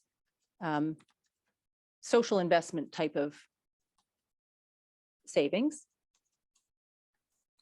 And the other would have been consumed on their theory. And it's that consumed portion that as well would be earning the rate of inflation at 2.97%. Are you following so far? I am, thank you. Great. So back to, as I said, there were three categories of spending or investment that Booth and Kersner found, and the way they categorized the spending. There was the, And did you say that these first two arrows at the top of this chart? Yeah. It was about 50-50 split? over the time period, yes. In some years it was different. It was Right. 25, 75. But over the time period, on average, it was, I mean, the precise figures are like 49% versus 50 some percent. They'll testify to that. It's in their report. Okay, Actually, it's 50.33% spent and 49.67% saved. So roughly 50-50 on average. thank you. So if you were to insert those rates of return again, you would have 5.3 under the BTAR on the far side of the chart. And you would have 2.97 under the rate of inflation in those two spots of the chart that indicate consumption-based spending. So the other categories we haven't yet addressed are social investment-based spending, both by the band. You'll see that on the one level of the Mhm. chart. And then, of course, by the individuals as well that would have spent on their own socially beneficial goods. And for those kinds of investments, Professors Booth and Kersner applied different rates of return based on the academic literature, which they will describe. And I acknowledge now that Professor Stiglitz and Mr. Hutchings take issue with the rates of return that Professors Booth and Kersner apply to these social investments. That's an area where the experts differ. But the values that Professors Booth and Kersner used, they're set out on page 13 of the opening statement. And if you want to fill them in there, I can tell you. Social investment base, there were 3 different categories. Infrastructure like roads and schools. The rate they used was 5.5%. Mhm. Business investments like farming implements, the rate they used was 8.2%. And human capital, which is education-related expenses. For example, the band trust accounts showed teacher salaries. They would categorize that as education-related expenses, medical-related expenses, band property, communal property like the band council hall and churches and those sort of things. They use the rate of 7.5%. So admittedly, after advising the court that it is not necessary to take a mathematical approach, this is a very mathematical approach. And I acknowledge that I acknowledge that it is rather complicated. And in fact, Professors Booth and Kersner have testified in other cases where their testimony has been criticized as being complicated. But in this, none of those other cases involved the kinds of loss at stake here. And it's When you Canada's, say the kinds of loss, the because of the magnitude, magnitude. the magnitude. And it's Canada's position that in a case involving this magnitude, where the sensitivity, the analysis of the sensitivity between those numbers, even 5.3 versus 5.01 over the time period is so great that it warrants a very close look. It warrants a tailor-made approach. Or does it, even or are if you it's saying it complicated. merits a mathematical approach? Is the tailor-made Yes, approach But I have to admit, their mathematical approach? well, I have to admit that their mathematical approach is it's really a theory. It's not precise either. Because, for example, they don't have data. The reality is the band trust account statements are not very accurate or authoritative past about 1957. So they're limited to just using the band trust account summaries for a certain time period, and they've extrapolated. So it's not, it's admittedly, it's using this kind of math makes it seem like a very precise exercise, but it's not. Really what the takeaway here is that not the precise percentage that you need to use to bring forward the past losses, but to be sensitive to the difference in the rates and how great a difference it makes to the overall compensation. And so you can view Kersner and Booth's exercise as, you know, a theoretically sound way of looking at bring forward to understand that the relevance and significance of the rate of return and why a 60-40 rate of return or even band trust account rate of return doesn't take account of realistic contingencies because it doesn't take any account of how the money might have been spent. So Canada's not saying you have to take Booth and Kersner's numbers. They're not saying that, first of all, because Booth and Kersner only brought forward the plaintiff's numbers. And I should make it clear that we said, come up with a approach that would put the bands back in the position they would have been in, but for the breach, using the whitefish type of guidance. And this is the approach they came up with. But the only numbers we could give them at the time were the plaintiff's numbers for net Crown resource revenues. So I should make it clear that when you go through Booth and Kersner's evidence, and I'm actually going to draw your attention to it when we take another look at Mr. Schachter's table A, Booth and Kersner are not endorsing the values that they present there because they're just applying their bring forward theory to the plaintiff's net Crown resource revenues. So again, it's presented to the court as guidance for understanding how these issues interplay and the importance of considering the realistic contingencies when you try to assign a present day value to the historic losses.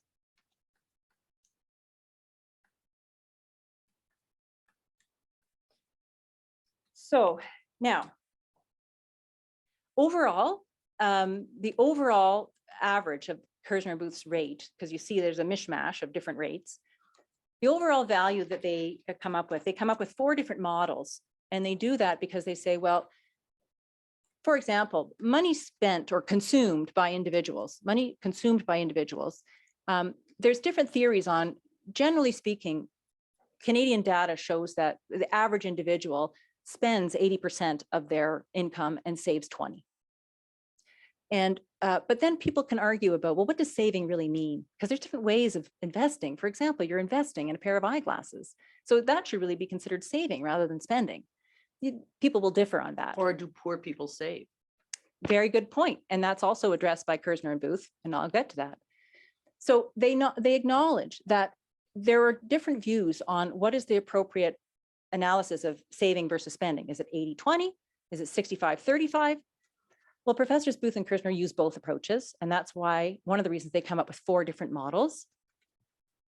Because they say, well, let's assume 20 was spent and that would have been spent on the, attracting an average of those social investment return rates, at the average being 7.1%. But then they say, well, what if you have a broader view of what is actually spending, and it's 65-35. So this is why they build in this contingency. And they do acknowledge in their report, and they'll acknowledge in their testimony, that one of the problems here is, as Mr. Schachter pointed out in his opening statement, generally speaking, people who have, the rich get richer and the poor get poorer. It is true that people who already have more money will tend to have different spending habits and saving habits than people who don't. That's true. And Kersner and Booth attempt to deal with that in their approach. But anyway, one of the ways they deal with it is these alternative scenarios where they say, well, let's assume that spending, although on the Canadian average, it's 80-20, let's assume for the purposes of our model, it was 65-35, for example. They also take what they will say is a generous view of what is social investment spending as opposed to consumption spending. And they'll explain that as well. In other words, they are aware of criticisms of their approach in the past and have attempted to take those criticisms into account in this analysis. For example, they assign the rate of inflation, rate of return to consumption. In previous cases, in other circumstances, they have assigned sometimes 0% to the consumption. In other cases, in other circumstances, they're not doing that here. So for example, they will explain to you, why they've taken the approach that they've taken. But overall, in summary, the models they come up to are on the very next page after this chart in the compendium.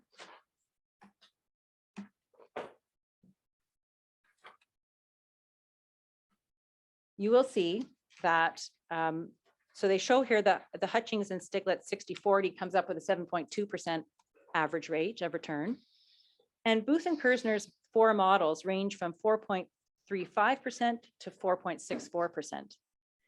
The variable, there's 2 variables, one being, is it 80-20 or 65-35 for individual spending saving? And the other variable being, well, they use that rate of inflation. And the rate of inflation varies a lot. So under one model, they cap inflation, they cap inflation at on the upside at 5% to sort of normalize it over the time period. So in one model, it's capped, in another model, it's not. But again, the fact that we're presenting, Canada's experts are presenting 4 different models is intended, not that the court is required to pick the right one, but it's intended as an illustration of the kind of variability and what Kersner and Booth say is the more appropriate range to consider than 7.2% or even than 5.3%. Can you give me that proposition again? It's not for the court to pick one of these, it's to it's to demonstrate to the court the range. That's Is correct. that what you say is the Yes. value of these? Yes. All right. And Professors Kersner and Booth will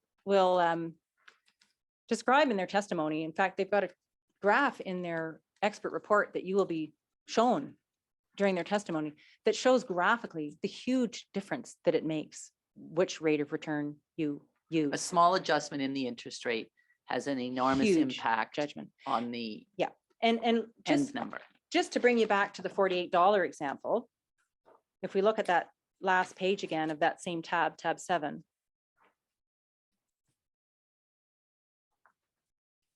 So here we see how $48 Sorry, what page are you bringing me to? It's the very last page of tab 7 of the compendium. We've looked at it before. Got it. Great. Page, Page 10, I 10, believe. that's Thank you. right, yep. This is an excerpt from their SIR reply report. So you can see, we talked before about how these different models come up with different amounts of what $48 would be if you bring it forward at these different amounts. So it ranges from 27, almost $28,000 on Kersner Booth's first model, up to $95,000 at the band trust account rate. Well, at the 60/40 rate of return of 7.2%, 1.5 million. And that figure comes from Ontario's experts, Professors Smart and Bodway, have a table 7 in their report that sets out, it's very helpful because it sets out the value of $1 in every time period. And the value of $1 in the 1870 to 1879 time period is $31,000 today. So if you do the math, $48, you end up with 1.5 million.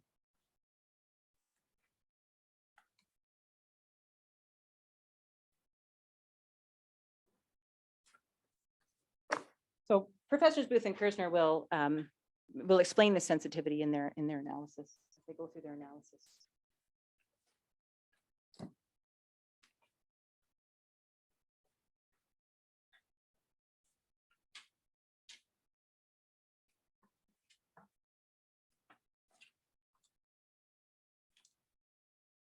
So there's one other aspect of Professor Booth and Kersner's evidence that I want to go through, and it's important because here's where I'd like to turn to Mr. Schachter's Appendix A and point out some of the concerns that Canada has about the accuracy of that. And as I said at the outset, we don't object to it being filed as an example of council's understanding of the numbers, but it isn't accurate. And I'd like to just draw your attention to it.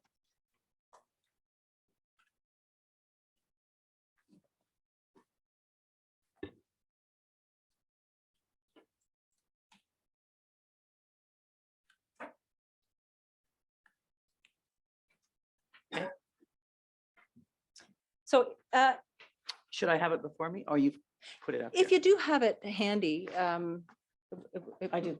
Okay, great. This tab A. There's just 2 points I'm going to make here. First off, the one area where we have trouble with the numbers is the very first there, where apparently the Hutchings and Stiglitz number of nominal net revenues is 1.044. And the band trust account rate brings that to 9.878. We haven't been able to find where in any of the reports or errata or work papers these numbers come from. So this is one of the reasons we asked for clarification on that. The numbers that were in Mr. Hutchings' original report are the numbers that Kersner and Booth used, where the figures were 1.1 billion in nominal and 10.1 billion at the band trust account rate. And so you'll see that actually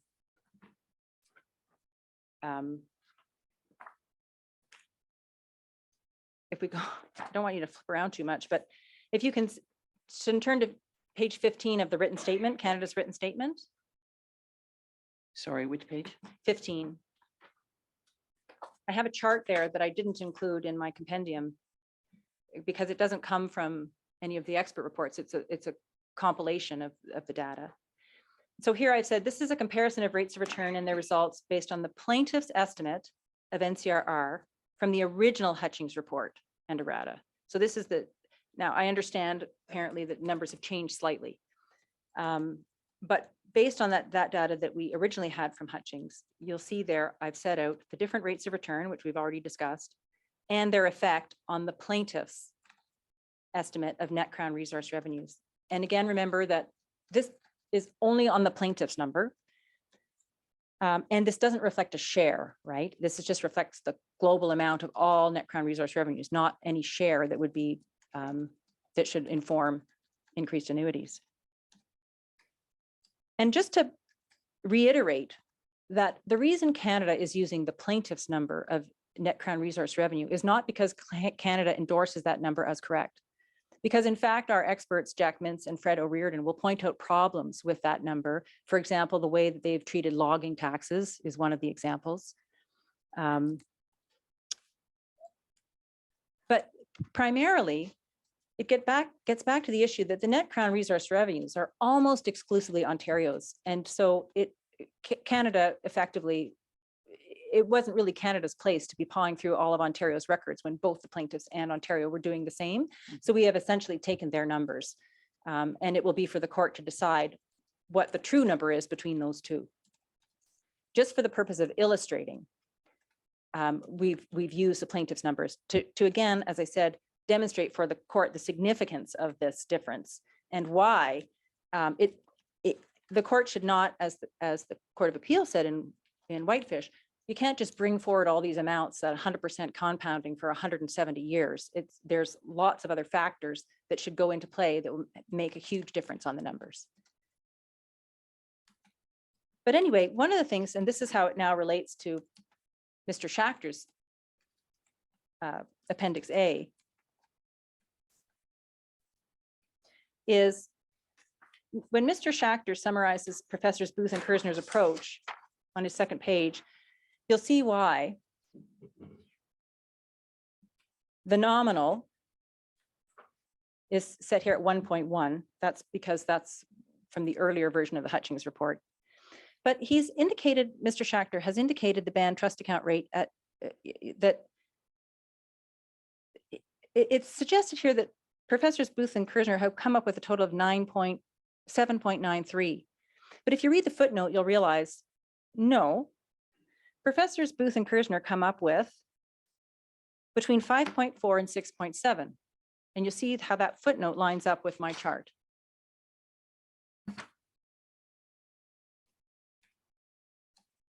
Are you following? Yeah. Yes. The difference is depreciation.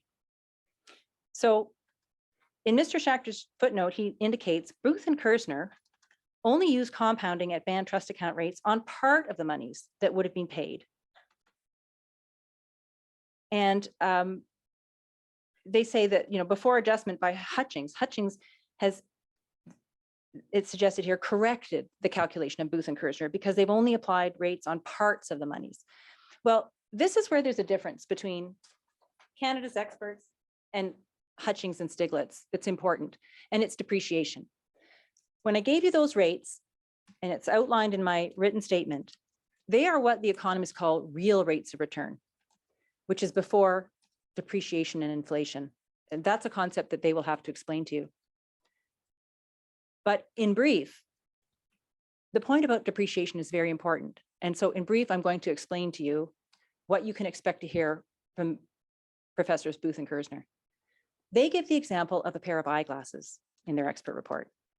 They say, assume that an individual buys a pair of eyeglasses. This is a social investment that would normally be brought forward. The value of those eyeglasses would be brought forward at 7.1% and accumulating interest, accumulating and accumulating and accumulating over time. But realistically, the eyeglasses are going to wear out and the individual, maybe their eyes have changed. They're going to need another pair of eyeglasses. And potentially over a person's lifetime, they may have 5 or even 10 pairs of eyeglasses. If you were to use Stiglitz and Hutchings' approach of a 60-40 rate of return, you are constantly bringing forward the value of every pair of eyeglasses that an individual has owned, even though 9 of the 10 are useless now. Booth and Kersner, in their approach, apply rates of depreciation. And they will explain different rates for different categories of spending. Again, they've got finance, academic literature to support these rates. And they use what they call a declining balance approach so that it never gets down to 0, it just gets down to a low amount. But the point is that they account for the fact that not every spending is going to be continually increasing in value. The way they put it in their report is at the end of a person's life, you would have 10 pairs of glasses still being valued at these incredible rates of return. It's really a bloated investment. It's just not realistic. Another example that I think is germane is, let's say that the band had received increased annuities. Let's say they should have received $1 million in a given year and they didn't. But let's assume that if they had received $1 million, they would have spent it on a community center. So how do you value the loss of that opportunity of having a community center? It's difficult to value that loss of opportunity, but the economists do their best by saying, look, we're going to assign it a social investment rate of return. Let's say for the community center, it will be 7.5%.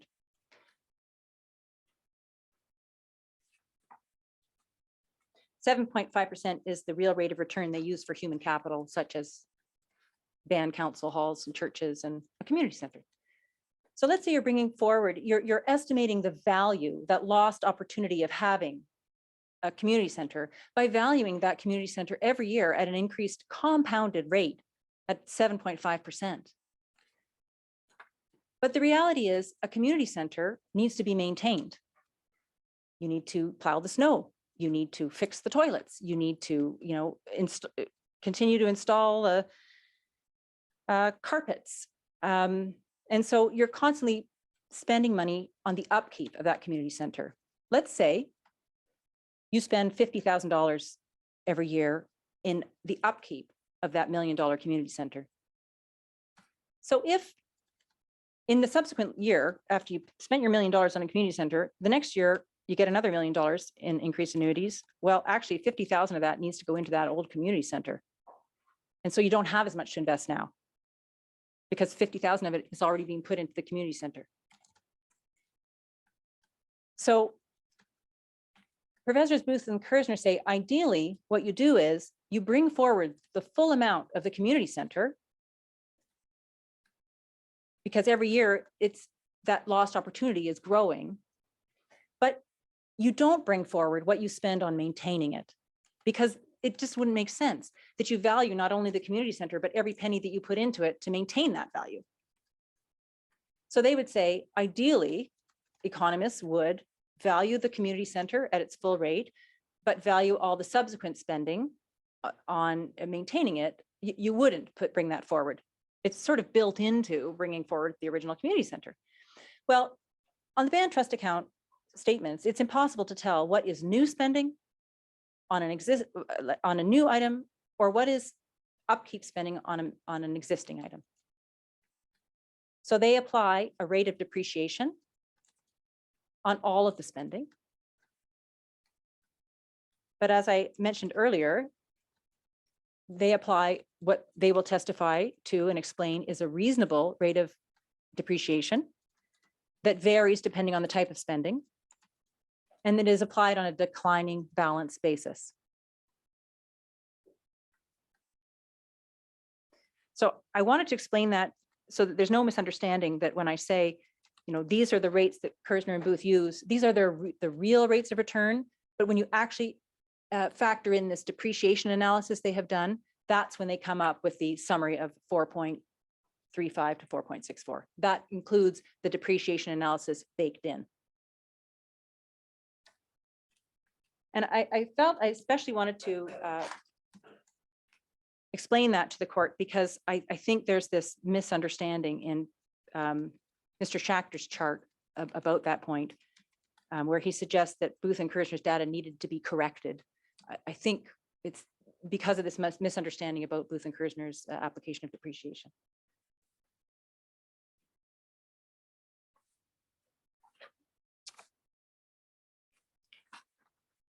So all in all, overall, the summary here of this is that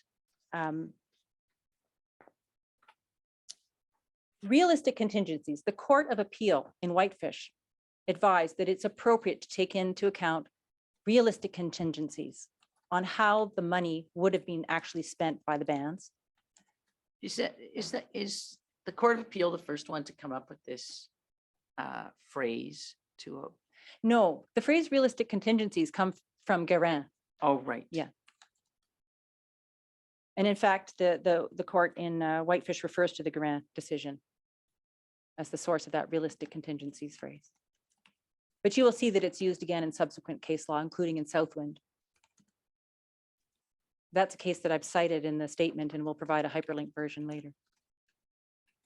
Thank you.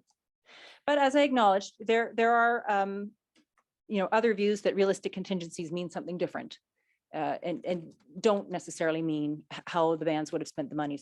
Surely in Whitefish, the Court of Appeal says very clearly that how the bands would have spent the money is a realistic contingency that should be taken into account. That's in Canada's position is that the Whitefish case is still good law. The last point that I want to make on this issue is just to get back to the issue of nominal amounts, because when I was looking back at Mr. Schachter's chart where he says now the nominal amount is 1.044, whereas Booth and Kersner had used the earlier data of 1.1.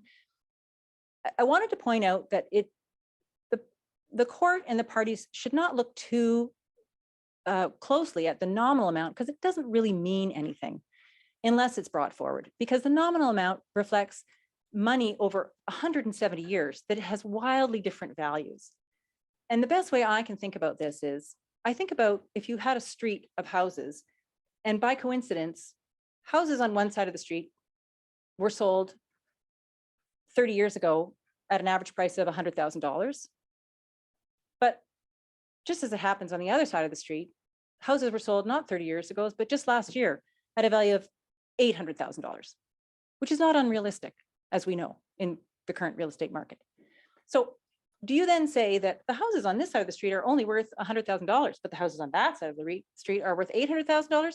No, you don't, because it matters when the house was sold and what the money meant at the time. So it's not helpful to say, my house is worth 100,000, yours is worth 800,000 if it's the same house.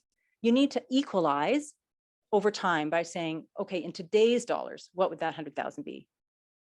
And so similarly, when you look at these nominal amounts, keep in mind, they can vary so much depending on, for example, you throw in $43 million on spectrum revenues at the end, which seems like a huge amount of money, but is that really more than what $2,000 worth or $48 worth of ordinance lands would have been in 1874? So you just don't get too hung up on the nominal amounts. To compare apples to apples, you need to compare how they're brought forward. And that's why, again, Canada's experts have to use, in the analysis and the charts that I prepared, we're comparing, we're trying to compare apples to apples by comparing what a certain number is being brought forward at the band trust account rate or the long-term government bond rate or whatever. I think I'm not sure I explained that clearly, but the main takeaway here is just don't get too hung up on nominal amounts. You're saying, look at the final amount, Yes. which includes, or that the court has to look at final amounts, which includes resolving disputes over nominal amounts, spending patterns, True. bring forward rates Yes. or approaches. Yeah. Yeah, that's true. But even more so than that, I think the point that I wanted to make is that the nominal amount is not as helpful as you might originally think, because it is just so, because you just can't compare money that was earned. So you spend more time, court, on 1880. interest rates. It's a key part of the case, which is why it's the bulk of my opening statement. Okay. But I'm done that part. And the last little bit I want to deal with very briefly before we break for lunch is just Canada's comments on Canada's position on share.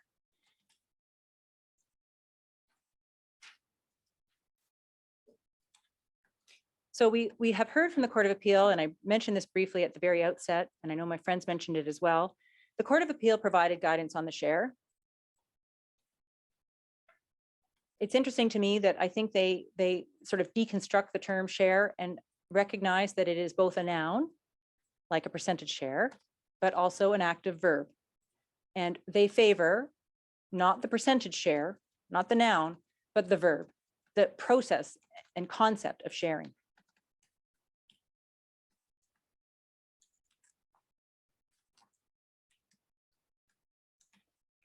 And they say, for example, I have it in my compendium. I don't know if it's necessary to bring it up because my friends have spoken to it as well.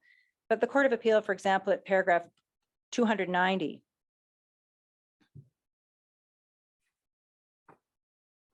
What tab? says, it's tab 4 of the compendium. Thank you.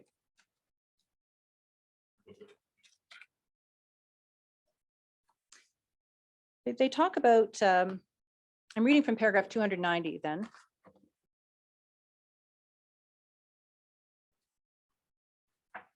It's on the first page of that tab 4. Thank you. At the most obvious level, the concept of sharing was built into the augmentation clause. Any future increase in the annuities will be funded out of net crown revenues. Revenues from the ceded lands in excess of costs. In that simple sense, the revenues would literally be shared.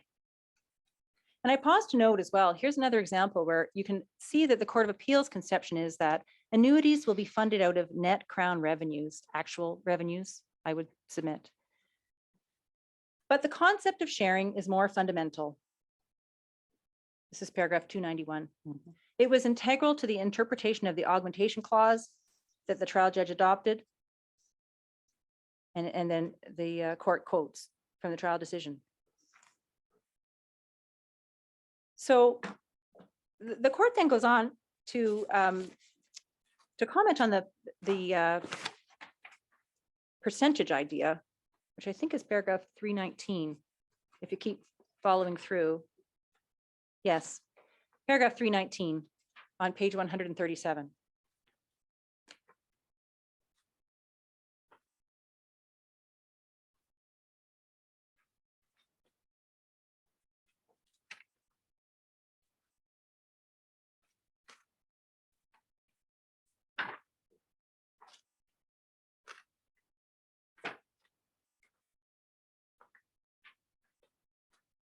So in that paragraph, this is where the court says clearly that starting in the third sentence of paragraph 319, however, as can be seen from the trial judge's attempt to determine what constitutes a fair share, the concept tends to focus the mind on the amount or percentage of revenue that ought to be redirected to the Treaty First Nations, rather than on the state of affairs that this promise to share sought to and ought to achieve. And my friends have already cited for you the important paragraph 322.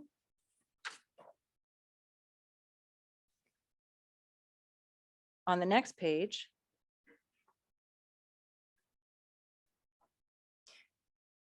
Where the Court of Appeal said that the share promised, paragraph 322, the share promised is to be determined not only based on the extent of Crown revenues, but also with reference to the relative wealth and needs of the different communities. So all this to say that the Court of Appeal did not necessarily have in mind, and in fact seemed to be moving away from a percentage share. It needs to be a more holistic analysis. Canada's experts. You use the word holistic as if they. Well, I'm not sure what you mean by it. What I mean by that is when you take into account relative wealth and needs, for example, in addition to net crown resource revenues, that's a holistic approach. You're looking at a whole number of factors rather than just a strict percentage. Okay. But, I do understand. Except people may that differ. in the reports that I have read, there is a particular approach to relative needs and means. Are you referring to the income gap approach? The income gap approach. Yes. Is that, oh, so you say that's not necessarily the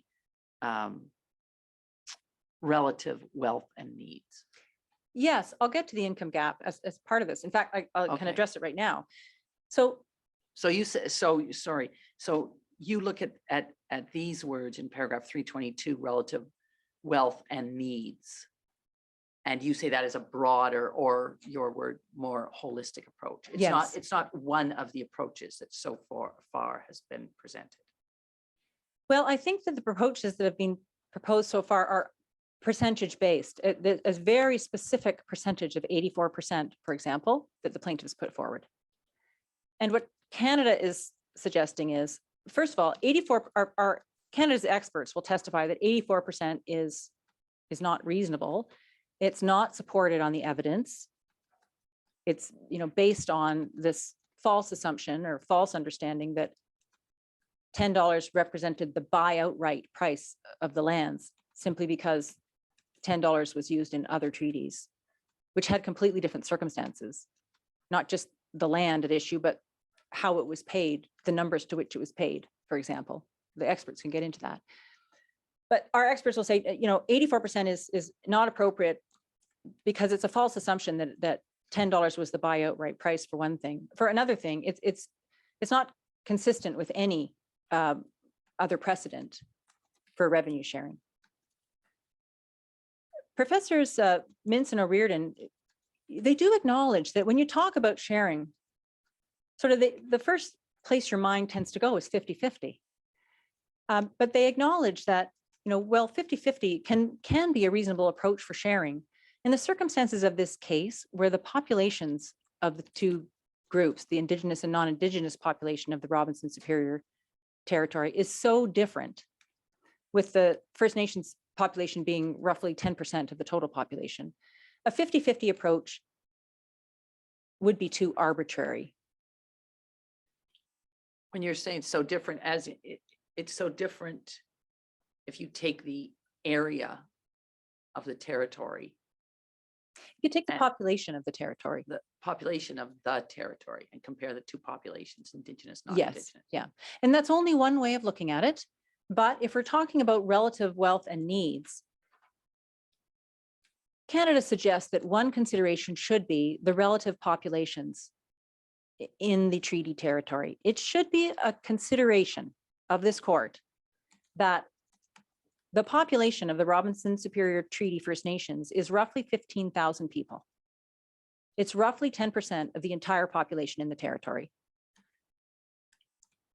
And Canada's experts suggest that that should be a possible consideration of that goes towards the determination of an appropriate share. So I'm not telling you in our opening statement what Canada says the appropriate share should be on a percentage basis, but I am acknowledging 84% is too high. 50% is arbitrary in the circumstances, and population-based approach should form part of the consideration.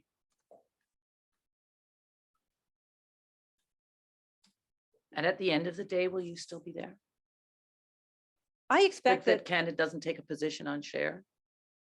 I cannot say that that will be our position on closing after we've heard all the evidence. Okay.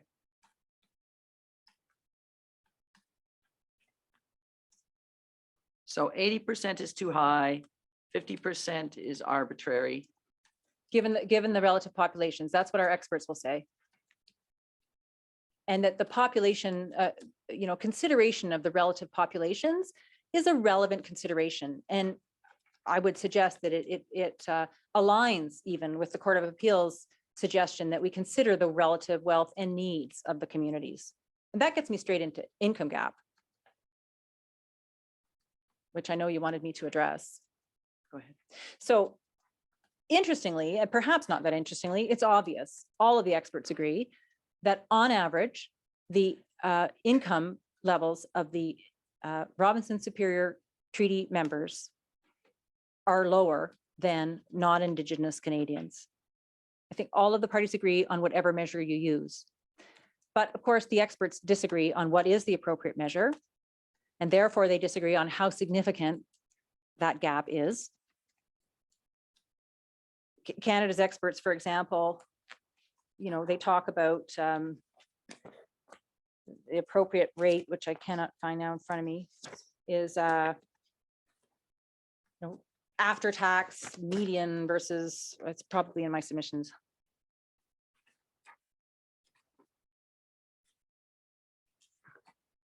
Dr. Mintz and Mr. O'Riordan will testify that the estimates of the income gap provided by Professor Stiglitz and Mr. Hutchings are far too high, in part because they use the wrong standard of income to be equalized. Dr. Mintz and Mr. O'Riordan will explain why the better measure of the income gap would be to use after-tax median incomes rather than average total incomes. But again, we're getting into all kinds of competing experts on mathematical concepts, when I think the real point to take home is that everybody agrees on any measure, the Robinson Superior Treaty First Nations are not doing as well as non-Indigenous Canadians. So it is true that the relative wealth and needs to be considered, and the fact that they're not doing as well needs to be considered. But the problem with the income gap analysis is, number one, as I said, depending on how you look at it, the numbers come up really different. And it's not, it can be a guide, acknowledging the difference can be a guide in understanding or deciding what is the appropriate form, level, and aim of sharing.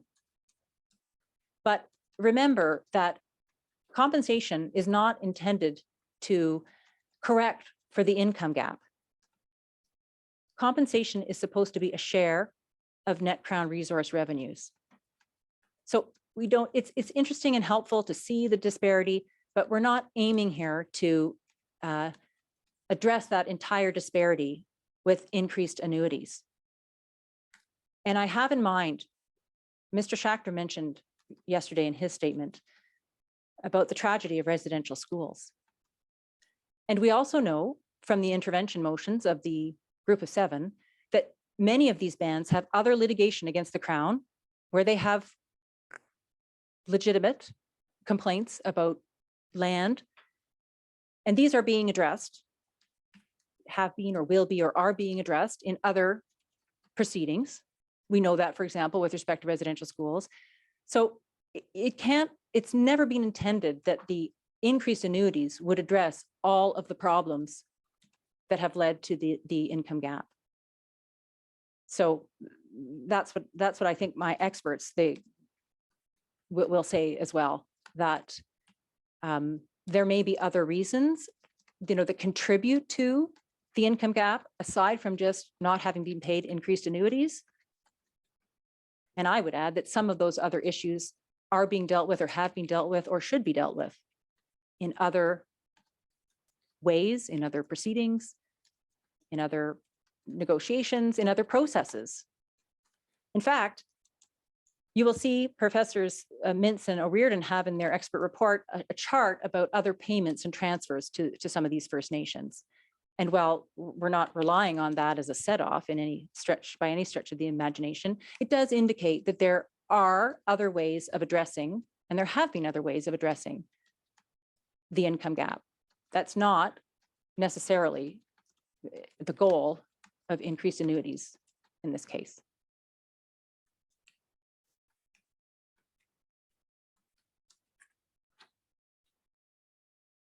And I just realized, how are we doing for time? One last point, just to respond to one of Mr. Schachter's, and then we'll break for lunch if that's suitable. And that was on the point of population. I feel like I should address that. I know my friend said that they will be calling experts on population. We are very well aware that the group of, the 12 First Nations have agreed on how compensation should be split amongst them. That, you may recall, was actually set out in an order, an appendix to the order of intervention, where it is set out the relative populations of all of those bands. Those relative populations were taken from Canada's statistics on band population in 2018.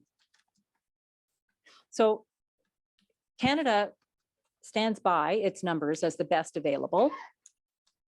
There may be, problems with them, but they're the best available. Canada stands by them as the best available. They're used by the First Nation plaintiffs themselves in their relative population distribution analysis. And Canada also agrees that how the compensation should be allocated by the First Nations is something that the First Nations should decide. And they agree generally with the concept of an approach that takes account of relative population.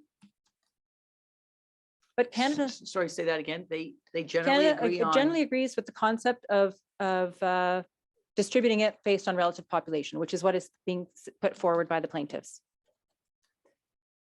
And my friend I know is frustrated that Canada will not just simply concede and agree to this distribution. And at this stage, absent things that may happen between now and closing, at this stage, Canada cannot outright consent to this distribution because we are aware of the contingent interest of Namagusa-Sagagan that potentially represents less than 1% of the treaty population.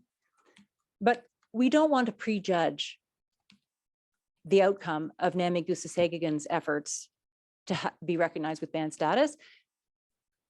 So that's the reason why Canada is not prepared to concede and sign on wholeheartedly with the plaintiff's presentation.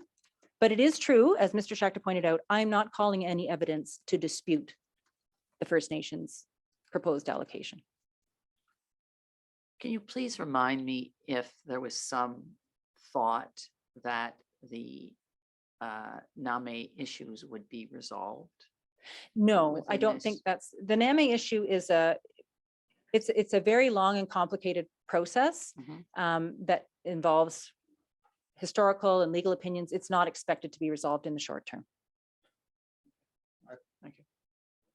Yes, please. Yeah, I believe that the reasons on this issue were that the persons calling themselves part of the NAME group are to look to their individual bands of which they are members to seek a share, and that the issue of NAME was not to affect the distance.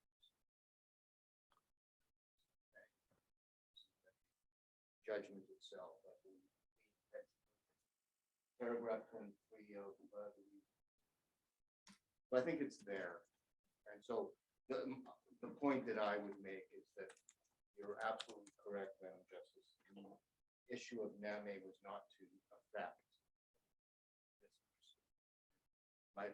By my friend's comments, it sounds like.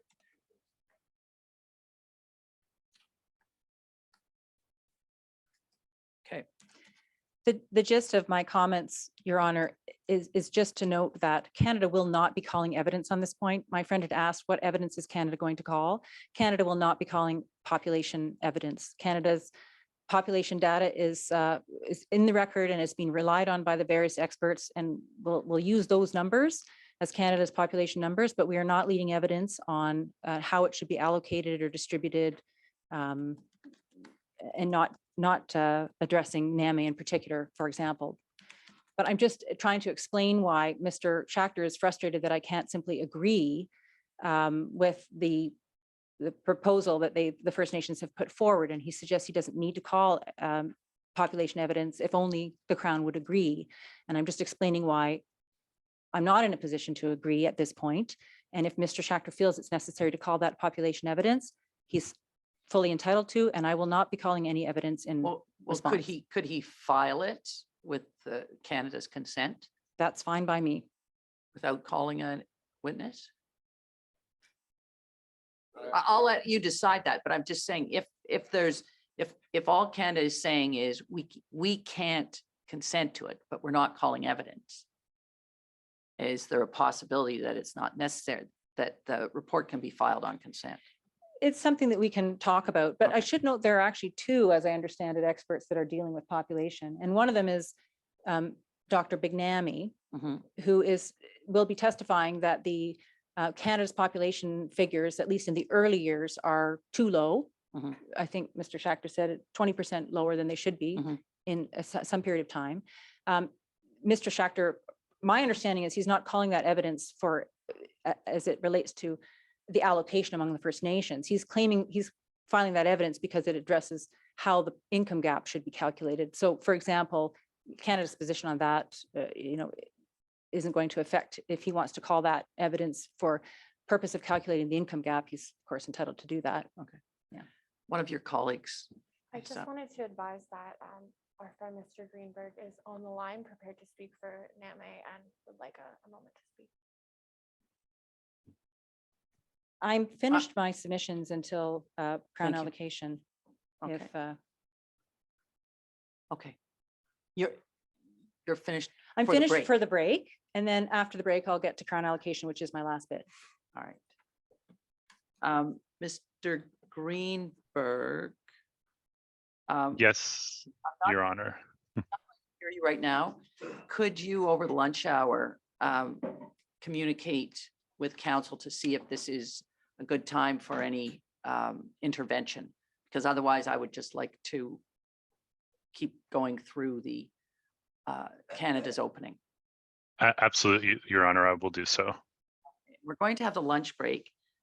I'm going to check and see what time it is. It's almost 1 o'clock. Says my computer. So, given it's 1 o'clock.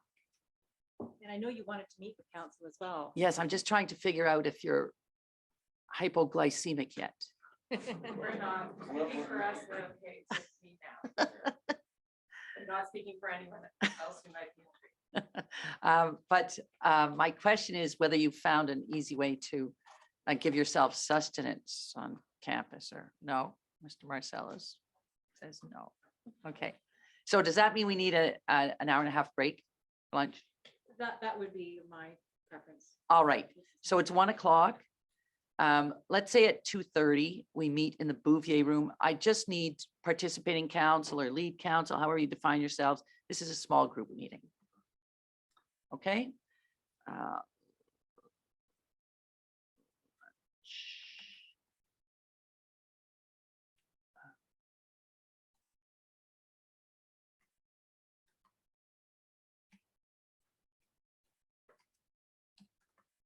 All right, 2:30 for a very short case conference. Thank you.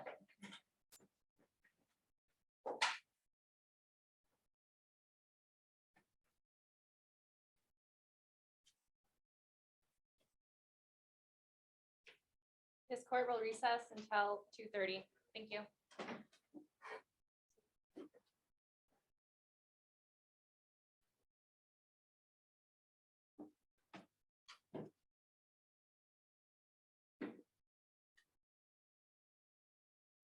This court is now resumed. You may be seated.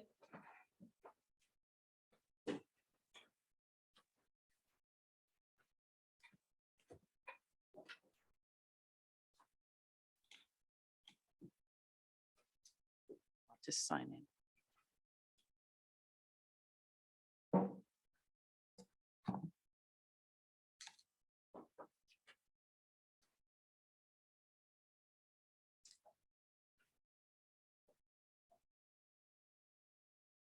When you're ready.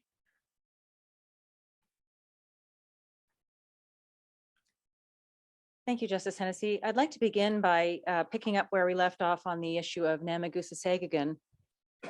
As the court suggested, my friend, Ms. Lewis, and I spoke with counsel for Namagusa-Sagagan, Mr. Greenberg. And I would like to, as a result of that conversation, I'd like to impress upon the court that nothing that I said about Namagusa-Sagagan should be interpreted to be placing any blame on that party. What kind of blame? What? Well, you had asked me, Justice Hennessy, whether the outstanding issue between the Crown and Namagusa-Sagagan would be resolved in the short term. Yes. And I said it was, I don't recall the exact phrase that I used, but I conveyed that it was perhaps unlikely, I might have said, to be Yes. completed. Yes. And that Mr. Greenberg wanted me to assure the court that I'm not, by stating that, I'm not suggesting any blame on the part of Namagusa-Sagagan. Oh. And I took none. Thank you. And did Mr. Greenberg want to otherwise make any remarks? I don't believe that he did want to make other remarks, but of course, Okay. I'll leave that open. Okay. If we hear from him. Is he here?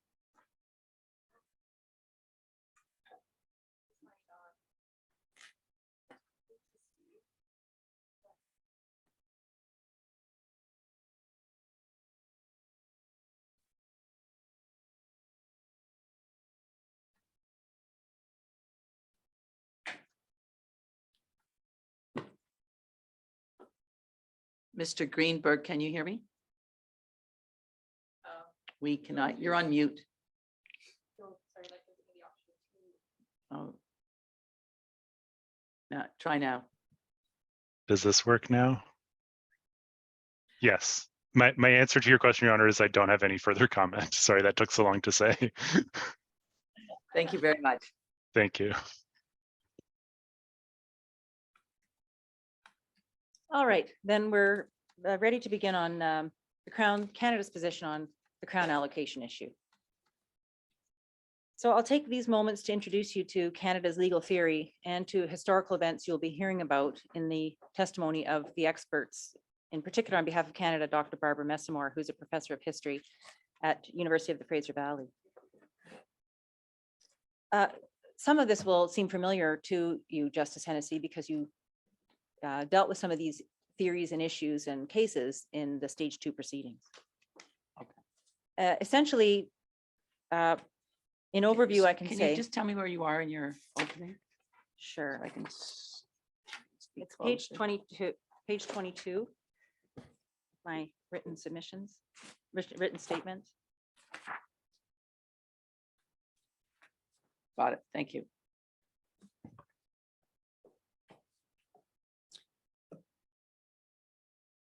Consistent with the position that Canada took at stage 2, this is not a joint and several situation. Joint and several liability is a private law concept that applies in cases of joint tortfeasors and where contracts or legislation specifically provide for joint and several liability. But here, the Constitution Act addresses how liability should be apportioned.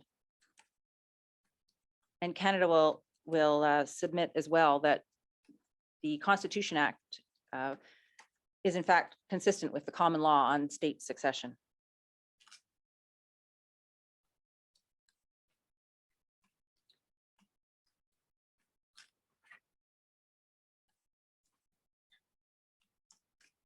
Canada acknowledges that it bears some responsibility to the First Nations for augmented annuities.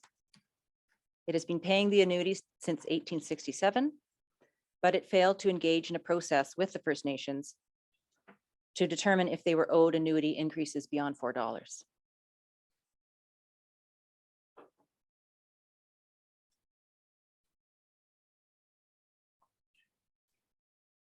So Canada admits that it bears some liability for the financial compensation owed to the First Nations. However, Canada is the junior partner here. Ontario holds the lands, forests, minerals, subject to the First Nations interest in them for the purposes of augmenting annuities. Ontario reaps the benefits of the resources and collects and spends the revenues and is therefore the major or senior partner. So Canada's legal theory is based on the Constitution, and it's outlined in our statement of defense. So I will be referring you to paragraphs in our statement of defense to help guide you along in understanding the theory. And aside from the statement of defense, I'm also going to take you to part of the annuities case, which you may recall was a decision of the two decisions, really, decision of the Supreme Court of Canada in late 1895 regarding an issue pertaining to these specific annuities, liability for these specific annuities. And then that decision was then appealed to the Judicial Committee of the Privy Council, and I've included both of those decisions in the compendium. Okay, thank you. So the first thing to look at to get our bearings is the Constitution Act, and you will find the relevant provisions at tab 8 of the paper compendium.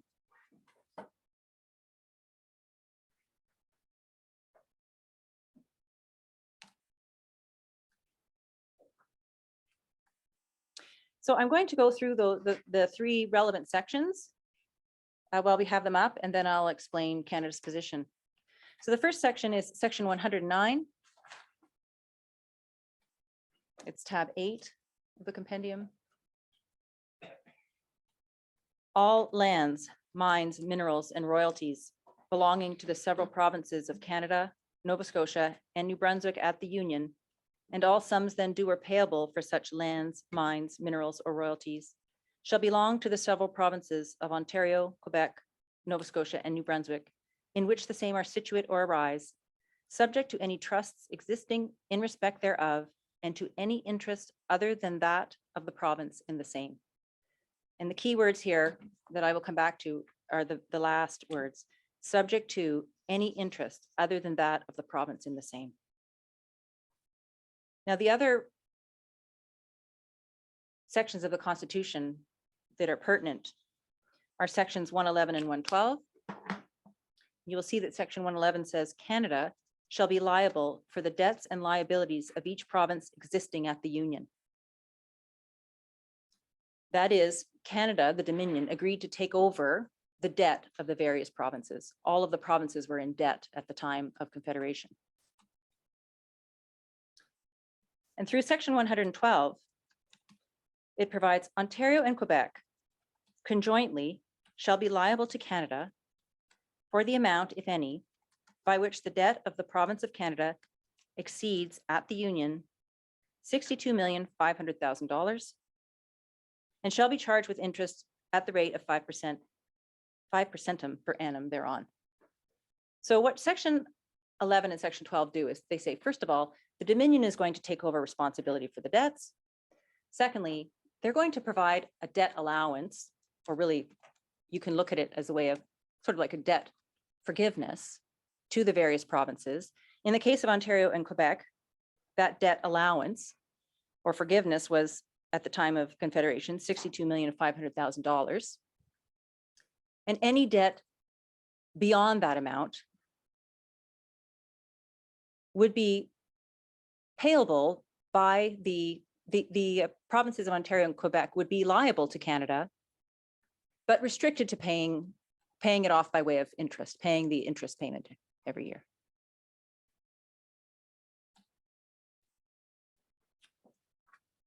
And I can tell you that, in fact, even though the debt allowance was increased, and Barbara Messamore, Dr. Messamore will describe that, nevertheless, these particular annuities were still beyond that debt allowance and have been dealt with throughout history as part of the excess debt of the old province of Canada.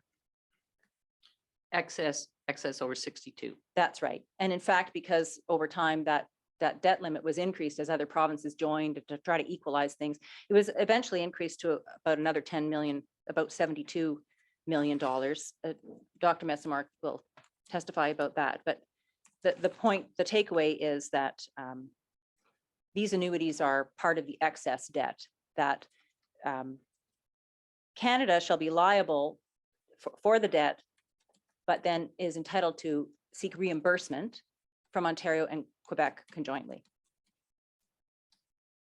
Canada is liable, but can seek.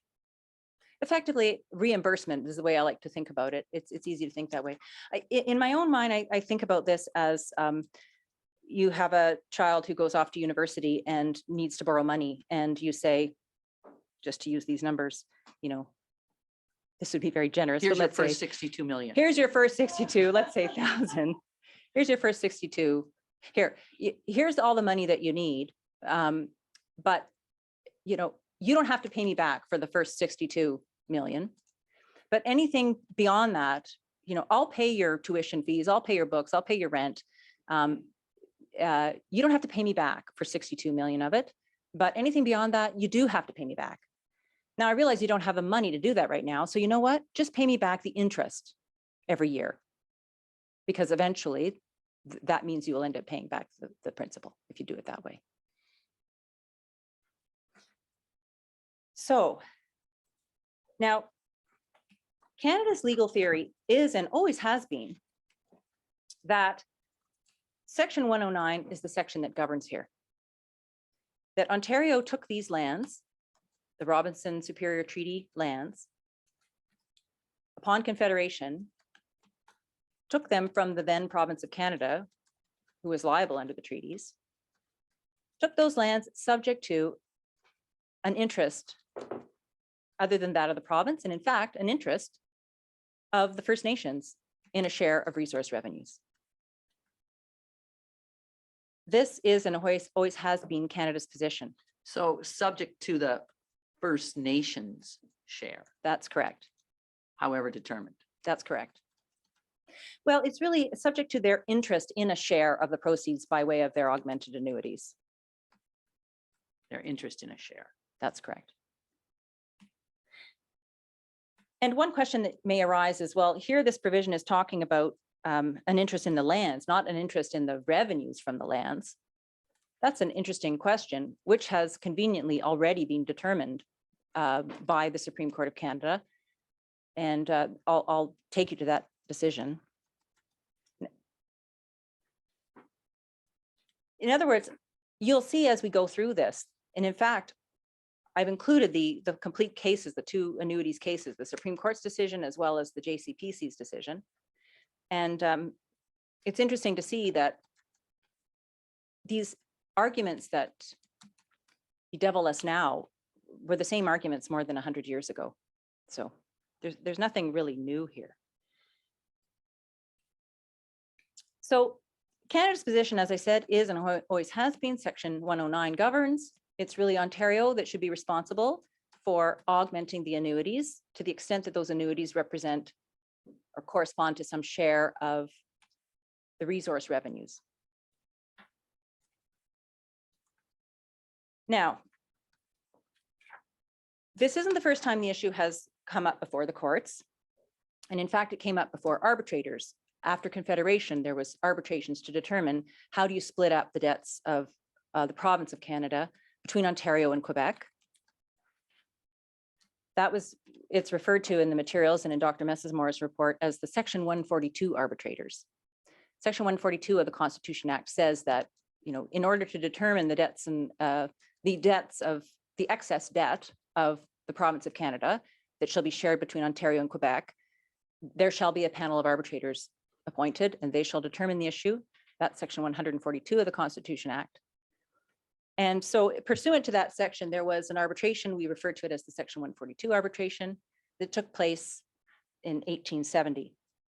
And at that time, the annuities being paid were just what we have referred to in the past as the fixed amounts of £2,000 or sorry, £600 or £500, I think, in this particular treaty. £500, $2,000. So the issue came before the arbitrators. Who is responsible for the annual payment of this £500? And the arbitrators determined that Quebec argued, look, it's in the province of Ontario. Ontario should be solely responsible for these fixed annuities. It's their land. But the arbitrators actually found, no, the debt is a debt of the province of Canada that is assumed by Section 111 of the Constitution Act by the Dominion, and then the Dominion can collect from Ontario and Quebec. And Dr. Messamore will explain, there's two reasons Canada will submit why this decision was made, that in 1870, the decision of the arbitrators was the liability to pay these annuities is something shared between Ontario and Quebec. It's a debt of the province of Canada that then is paid by Canada, recovered from Ontario and Quebec. The arbitrators found that for two reasons. One is historical, and Dr. Messamore will testify about this. She will testify that there was an identical offsetting liability in Quebec. An act had been passed to provide for annuities, or not annuities, I should say, for a payment to First Nations people in Lower Canada of the same amount. Ultimately, there was a decision that similar kinds of payments should be made to Indigenous groups in Lower Canada. Dr. Messamore will testify about this historical fact. So that in effect, the £500 liability of the province of Canada that was really in respect of Ontario's land was completely offset by a similar liability with respect to Lower Canada. So that's the historical reason why the arbitrators would have decided, look, it's a wash. We're going to say it's to be shared. The responsibility is to be shared equally between the two of them, between Ontario and Quebec. And to do that, they followed Section 111, Section 112. They said it's a debt of the province of Canada existing at the Union So Canada assumes it, subject to the debt debt allowance. The excess then is paid equally or shared in proportion between Ontario and Quebec. Not entirely equally, because the arbitrators also found that the split was slightly less than 50-50. It's 52-48 type of thing. But in any event, there is also not just the historical fact that Dr. Messamore will testify about is this offsetting bit. But the legal argument that also corresponds is, we are talking here about the fixed annuity of £500. That fixed annuity is not related to revenues from the lands. It's the fixed annuity. So legally, That is, you're saying it's not it's not subject to the augmentation clause, that's correct. that the debt created by the augmentation clause is different than the fixed immunity. That's correct. So you use the words, it's not related to the amounts that may accrue under the augmentation clause. Is that That's another way correct. to say it? That's correct. Yep, that's a good way to say it. And again, these arguments that positions that I'm laying out before you are not new. You'll see them already addressed and considered in the awards, the arbitration, the Supreme Court, and the JCPC below. Can I just go back to one sentence? It's was your last proposition before you said we're talking about the fixed annuity of £500. Said it's a debt of the province of Canada existing at the Union, so Canada assumes it. And the next, Subject to No. section 112, which means Canada gets reimbursed from Ontario and Quebec. subject to reimbursement. Got it. Thank you.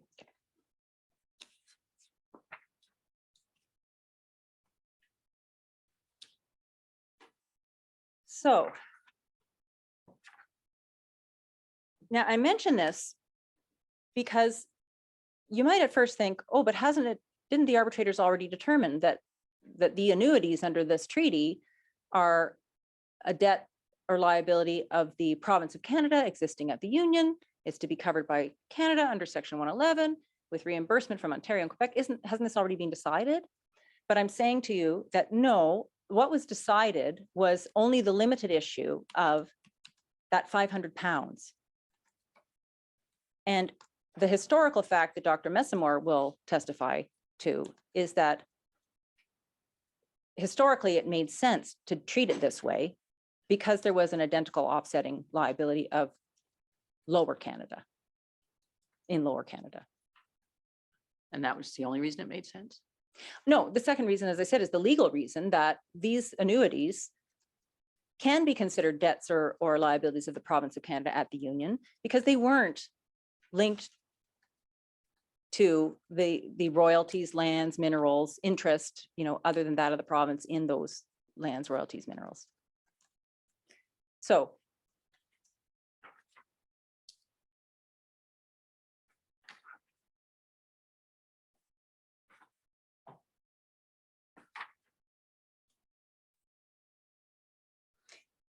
then we know that Canada agreed to increase the annuities to $4 per person in 1875. That's a fact that was addressed at stage 1. And you may recall that Canada and Ontario actually argued about this. Okay, well, the lands are clearly producing enough revenue, or at least the Huron Treaty lands were producing enough revenue that really we should bump up the annuities to the $4 specified in the treaty. But there was an argument as to who's to pay. And the Crowns agreed, look, Canada will pay subject to its ability to then argue this thing in arbitration with Ontario and Quebec. And so that's the second arbitration that happened. And it's a bit confusing because Canada started paying the increased annuities in 1875, but it wasn't actually until 1893 that the issue actually came before the arbitrators to be addressed. It took quite a while. And that's partly because there were the arbitrators used the opportunity, the governments used the opportunity to, have the arbitrators deal with a number of outstanding debt issues between Canada, Quebec, Ontario. But in any event, I wanted to explain that because it's awkward to understand why is this only coming before the court in the arbitrators in 1893 and then the court in 1895. when really it deals with the increased annuities that were paid beginning in 1875. So Canada argued before the arbitrators, and Quebec argued as well, that the increased annuities up to $4 per person, and again, it's clear, I think, to all of the parties here, we now understand the treaty differently. $4 is not the maximum, but recall at the time that the Crown actors were acting as though $4 was a maximum. So the issue was, who's responsible for the increase in the annuities up to $4 per person? This went before the arbitrators, and Canada and Quebec argued Ontario is responsible under Section 109 of the Constitution Act. Ontario took the lands, minerals, mines, subject to the interest of the First Nations in their augmented annuities from the proceeds of those lands, mines, minerals.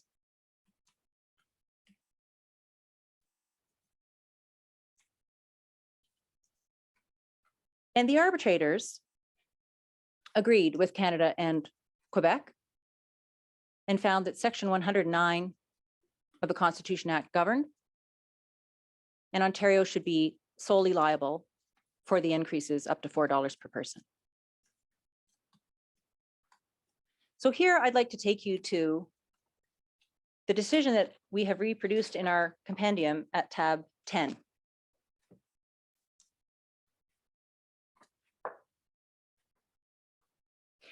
Now, we've deliberately included the version of this case that includes, it's very helpful because, as you know, some of these older cases would reproduce not just the decision of the court, but the lead up to it, right? So here we have, first of all, the decision of the arbitrators laid out, which is very helpful. It includes their actual arbitration award. And this is also, it was before you in the record at stage 1. It's not really a surprise. It's just easier to read in this typed version, and it's all in one handy place. But the first 20 or so pages of this decision here is actually the arbitrator's decision. And so I'm going to cite for you just one bit of the arbitrator's decision, which is their ultimate conclusion. So if you look at, first of all, page 5 of 48.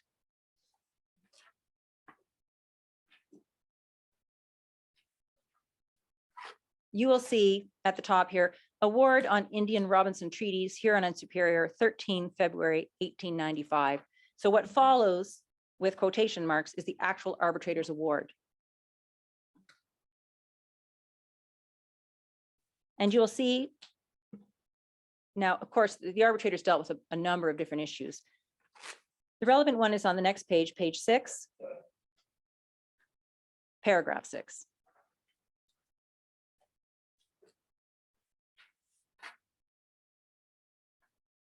And the arbitrators determined that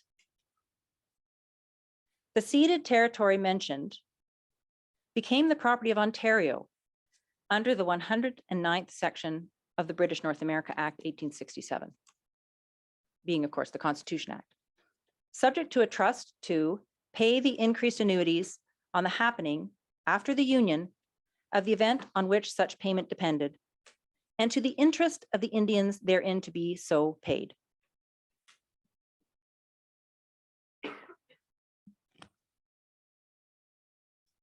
Carries on that the ultimate burden of making provision for the payment of the increased annuities in question in such an event falls upon the province of Ontario, and that this burden has not been in any way affected or discharged. And you'll see Dr. Messamore will go through the materials, has not been affected or discharged because Ontario had argued before the arbitrators, look, this decision was determined in 1870 by the Section 142 arbitrators, and they said annuities were to be a debt of the province of Canada, assumed by Canada, the Dominion, and then collected from Ontario and Quebec. But the arbitrators said, no, that's not the case.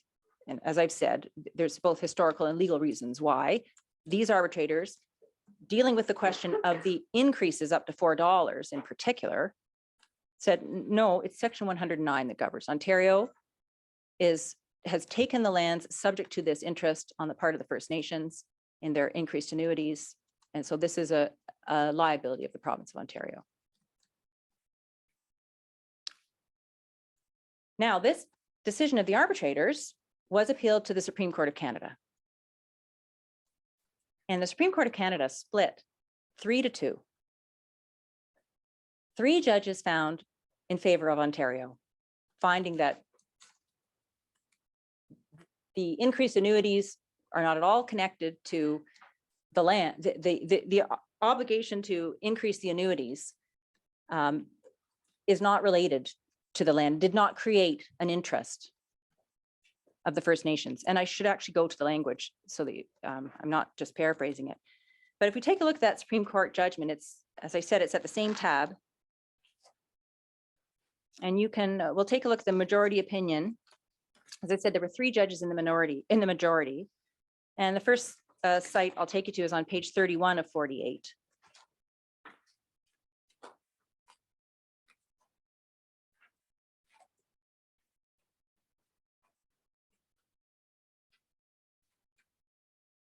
And the majority decision there is set out 2/3 down the page on page 31, where the judge in the majority, justice in the majority says, this appeal must be allowed and the award must be varied by substituting for the 6th paragraph thereof the following. And the 6th paragraph is what we already just looked at, the 6th paragraph of the arbitrator's award. And you can see the change here that the Supreme Court majority made. All right, so I'm on page 31 of 48, and is it 2/3 way down that first big paragraph? Or, oh no, I see. it. It's This is actually a new paragraph. highlighted on the version that's on the screen. Got it. Okay. Thank you. So here the Supreme Court really focused on the issue of, not so much the issue of, is it section 109 or is it sections 11, 112? Really, they focused on, what about section 109? What about this part of section 109 that says Ontario takes the land subject to the interests of others other than that of the province? That's really where they focused their attention. And they said here, the ceded territory mentioned became the property of Ontario under the 109th section, absolutely and free from any trust, charge, or lien in respect of any of the annuities. As well, those presently payable as those deferred and agreed to be paid in augmentation of the original annuities.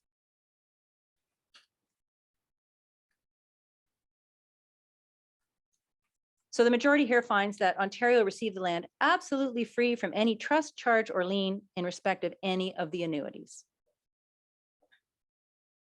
And one of the judges in the majority was Justice Sedgwick. And we can see at page 43 of 48, this is Justice Sedgwick for the majority.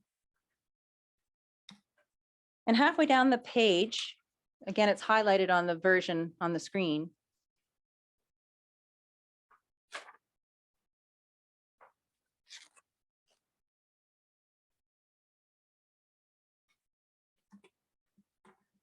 Writing in the majority, Justice Sedgwick says, in the present case, the Indians, I admit, are interested in these lands in the sense that the augmentation of the annuities wholly depends upon what they will sell for, but not in the sense that they have any right in or to the proceeds of such sales, no matter what they amount to.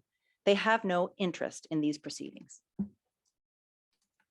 So again, the issue was really framed as, what is the nature, if it exists at all, of the First Nations interest in the lands or in the proceeds of the lands?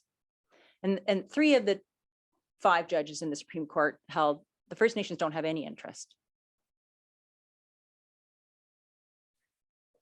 But 2 judges wrote in dissent. One of them was Justice King and the other was Justice Gwynne.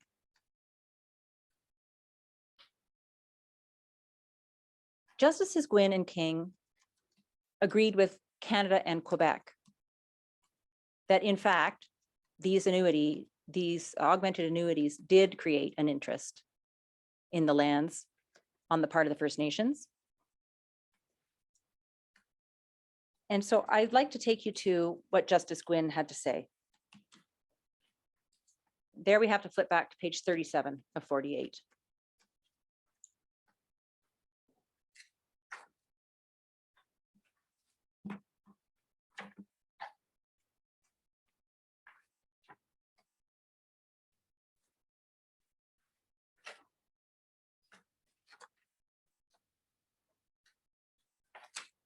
And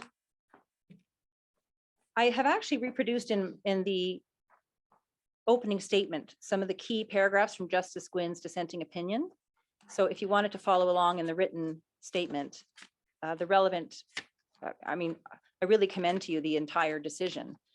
But I believe I've read it. yes, it's good to be reminded of it though, It because is it is, not bad it's at dense. all. Thank It's you. a dense decision. It's good to be reminded of it. So I'll just take you to a couple of different paragraphs. Okay, And so one of them but starts. you said in the compendium you have parts of it, or no, you're just giving me the whole thing? It's in the compendium. Or no, it's in the. Yeah, but opening in the statement. overview, or sorry, in the written statement, in Canada's written statement on page 29, of the written statement, Thank you'll see I have reproduced some of the key sites from Justice Gwynn's dissent there. So just to reference exactly where they come from in the decision, I'm going to refer to the version that's on the screen at tab 10 of my brief. The first is, now it is sufficiently obvious, I think, that if any debt or liability to pay to the Indians, parties to the treaties of 1850, by any augmentation in their annuities under the stipulations of those treaties, has accrued in any of the years subsequent to Confederation, such cannot be held to have constituted a debt or liability of the late province of Canada, which ceased to exist upon Confederation being accomplished, much less can it be said to have constituted a debt or liability of the late province of Canada existing at the Union. And what he's getting at here is he's saying Section 111 doesn't apply. This is not a debt existing at the Union because the debt accrues in years subsequent to Confederation as resource revenues are realized subsequent to Confederation. And this is Justice Gwynn. Gwynn, that's right.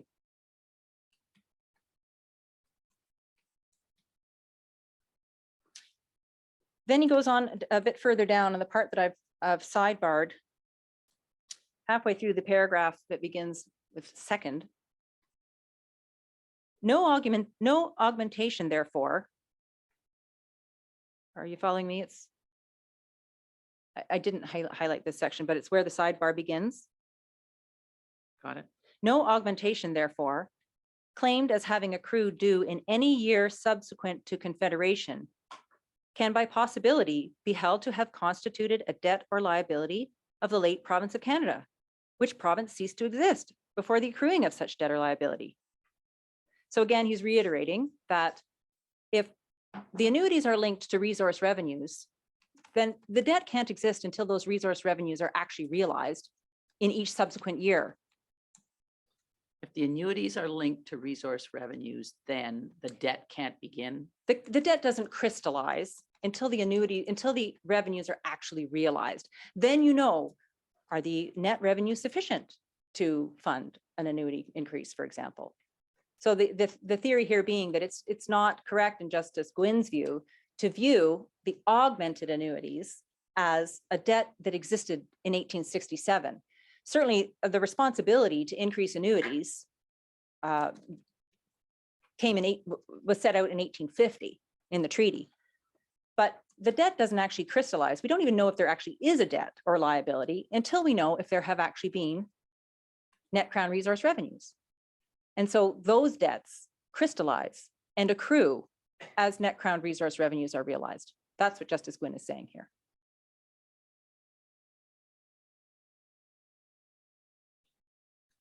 Is he talking about, is he saying, I'm trying to distinguish between the responsibility to the First Nations as opposed to the financial relationship between the crowns. So the responsibility to increase the annuities was created in 1850. The responsibility as between the crowns was articulated in 1867. Only after there was an agreement between the crowns could there be a debt as between the crowns. Because that's when they articulated who had responsibility for what. That's correct. So there's a difference between the responsibility to increase. I think you Yeah. probably said this before, there's a difference between the responsibility to increase the annuities and the financial arrangement between the two crowns. That's right. And in fact, you can look at it this way. The Crown has an obligation to increase the annuities. Which emanation of the Crown bears the liability financially? That's the issue that is determined by the Constitution, the financial provisions of the Constitution. And the financial provision that applies, according to Justice Gwynne, is 109. Now, 3 of the 5 judges found no, they found the other view. Sorry, does Justice Gwynne say there's a debt as between Ontario and the Dominion? Or does he say it's Ontario's responsibility? He Or says he it's said they took- Ontario's responsibility. Because they took under subject to an 109. interest. That's right. They owe liability directly to the First Nations.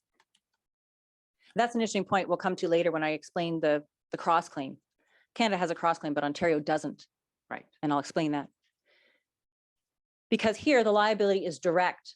It's direct to the First Nations on the dissenting view. And remember, this is the view of all 3 of the arbitrators, including arbitrator Boyd, who was employed by Ontario. All 3 of the arbitrators said it's a 109 situation. And Justices Gwynne and King of the Supreme Court agreed. It's section 109.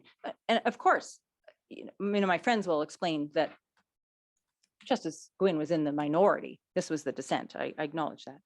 But let me just finish reading a couple more passages of Justice Gwynne's decision. At the very bottom of the page,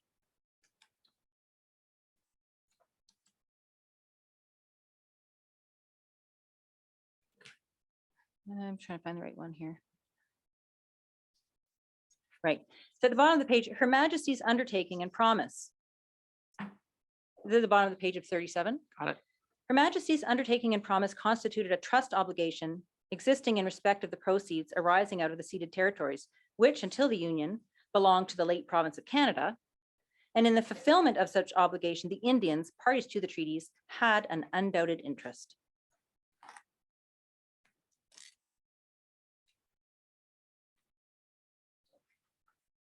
Justice Gwynne goes on to deal with that issue about proceeds and makes the point that the undertaking of Her Majesty constituting as it did a trust obligation assumed by Her Majesty in respect of the proceeds of the ceded territories. This is on the top of page 38. And it says at the bottom of that paragraph at the top of 138, the section that we have highlighted on the version on the screen. Her Majesty's government of the province of Ontario must in all reason and justice take the property mentioned in the section subject to the same obligation as to the payment of augmentations of the annuities, if any such accrue due after the Union, as the late province of Canada would have held them if no union had taken place. He goes on to say that this is in perfect accordance with the plainest principles of justice and is not open to any sound legal objection, despite the decision of his 3 brethren on the court. But you have here, and the reason I'm taking your honor to this is because it really does succinctly explain Canada's own position, because this was Canada's position before the arbitrators, before the Supreme Court, and again, before you.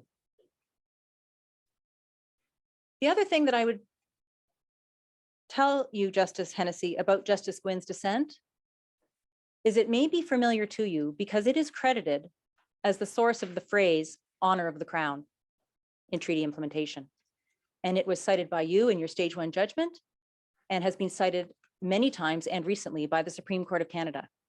It's Justice Gwynne's dissent that is the legacy of this case. And Canada's position will be that Justice Gwynne's dissent is the right result. And as you know, it's not unheard of that over time, the dissenting view in the Supreme Court sometimes becomes the majority view. By the Supreme Court of Canada. In any event, in sum, the dissenting opinion really aligns, not only does it align more closely with Canada's position in this litigation, but it aligns more closely with this court's interpretation of the augmentation promise. You will see in the decision of the Supreme Court, the majority, that they talk about the decision as a mere mercantile transaction, or sorry, the treaties, as a mere mercantile transaction. You The probably remember majority that. does. The majority does. You probably remember that quote, and I can tell you where it is.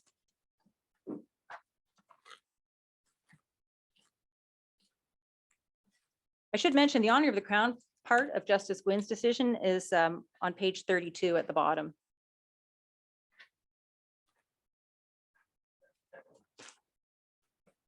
And the mercantile transaction bit is, my colleague has it on the screen, a page. Oh, it's in the, it's actually in the Judicial Committee of the Privy Council's decision, which is coming next. Now, the Judicial Committee of the Privy Council followed the majority decision of the Supreme Court.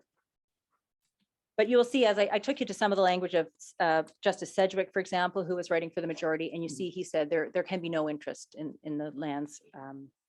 You recall the language as well, that the idea being that all that the First Nations achieved by the treaty was a promise by the governor, not an actual interest in those proceeds of the lands. So just then to get to to finish up this path here, the Supreme Court decision was then appealed to the Judicial Committee of the Privy Council, and that decision is at the last tab 11 of the compendium. And this is where you will probably be familiar with some of this language. And I'm starting at page 7 of 8. And here the Judicial Committee of the Privy Council found in favor of Ontario's argument that these increased annuities are debts and liabilities of, well, in fact, their primary argument is they didn't take the land subject to any, these augmented annuities, the augmentation promise did not create any interest of the First Nations in the lands that came to Ontario. That was their argument. And that's really the key issue that the JCPC addressed, was just this issue of when you interpret 109, how do you view the augmentation clause? How does that fit in terms of, is it an interest of the First Nations in the proceeds of the revenues? But what the JCPC didn't really hit squarely, but it followed, was that if it's not section 109, then it should be sections 111 and 112, in which case it's a debt or liability that existed at the Union, Canada took it over, and Canada collects from Ontario and Quebec. And in fact, after the JCPC decision, you'll hear Dr. Messamore will explain the history of it.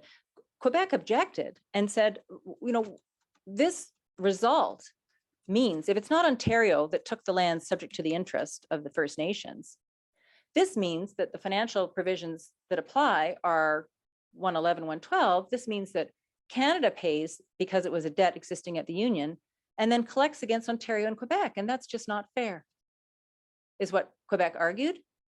And the Supreme Court said, sorry, but that's what the decision says. So in fact, actually, before I get ahead of myself, there are just two quotes I want to draw your attention to in the JCPC's decision. And one of them was on page 7. And this is where it will be familiar to you. Middle of that paragraph, it's numbered 14 in this version. Their lordships venture to doubt whether the rule has any, now this is interesting, this is the rule of liberal construction of treaties. Their lordships venture to doubt whether the rule has any application to those parts, even of a proper international treaty, which contain the terms of an ordinary mercantile transaction, in which the respective stipulations of the contracting parties are expressed in language which is free from ambiguity. Which of course is so ironic now.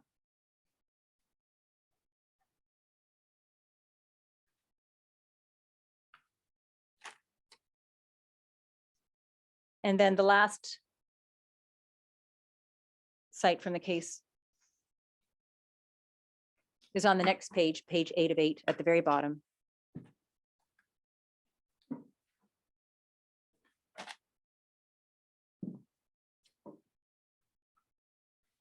Their lordships have had no difficulty in coming to the conclusion that, under the treaties, the Indians obtained no right to their annuities, whether original or augmented, beyond a promise and agreement, which was nothing more than a personal obligation by its governor, as representing the old province, that the latter should pay the annuities as and when they became due.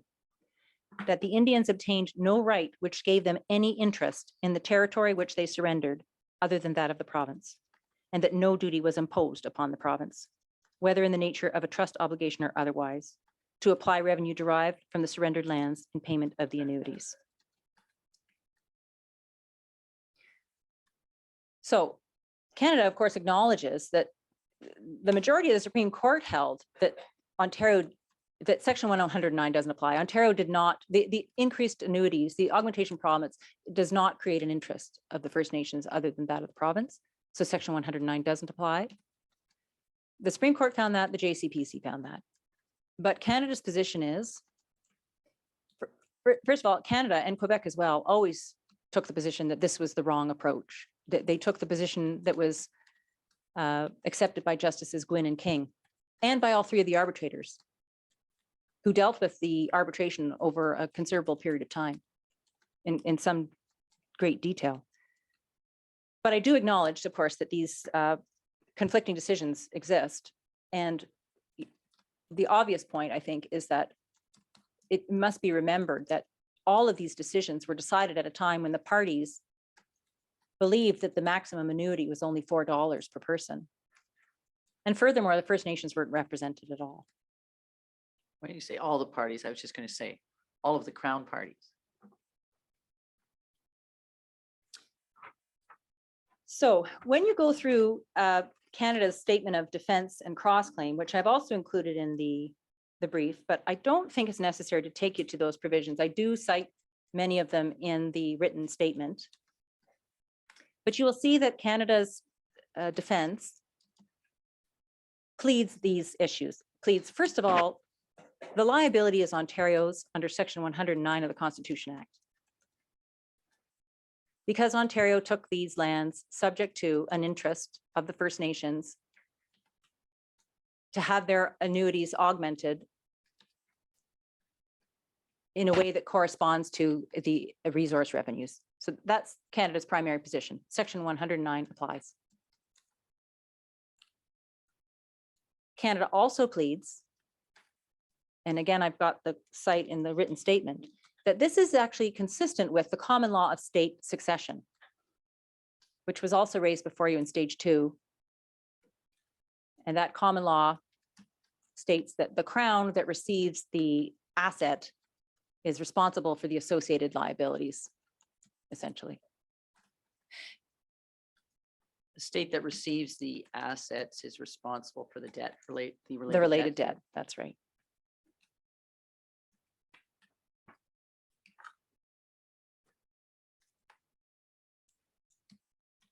But the really confusing part now is, although it's Canada's position that Section 109 governs, that Ontario, that the First Nations have an interest in these lands because they have an interest in the proceeds of them in order to augment their annuities.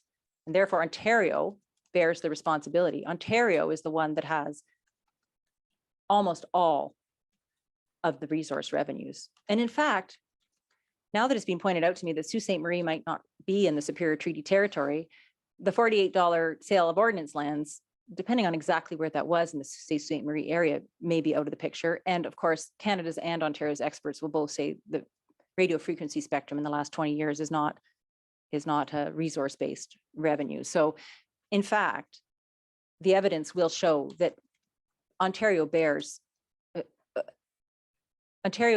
all of the net Crown resource revenues in the territories, and therefore Ontario bears responsibility for augmenting the annuities. Now, as I said, I'm getting to a little bit of a confusing part because that is Canada's primary position. But Canada has pleaded in the alternative and has cross-claimed based on that alternative plea. And the alternative is that if this court were to agree with the Justice Sedgwick and the Supreme Court and the JCPC, that the First Nations do not have an interest in the proceeds, then When you use the word proceeds, you are the proceeds, referencing revenues, that's correct, yeah. the other, Yeah. the word that has been used mostly throughout, or are you making some kind of? No, there's no distinction. There's no, I Okay. use the word proceeds because that's the word that Justice Gwynn used in his decision, but it's the same thing, the revenues generated by those resources. Okay. So Canada says that if we're wrong, if this court were to find that it's not section 109, then the alternative is it's section 111, 112. And so Canada pleads section 111, 112 only in the alternative. And as I set out in my written statement, this is the approach that is pleaded in Ontario's pleading, that it's section 111, 112. And you can understand why they plead that, because they're taking the majority view of the Supreme Court.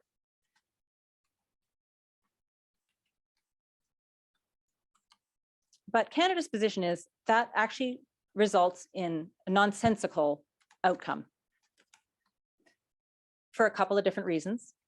It's nonsensical to think that in 2023 or 2025 or 2030, that any debts that any responsibility or duty to increase annuities because net Crown resource revenues have been realized, it doesn't make sense to say that that debt existed at the Union. This is back to the point that Justice Gwynn addressed in his dissent. It's Canada's position that the debts don't actually crystallize until net Crown resource revenues are realized. So they can't be debts existing at the Union.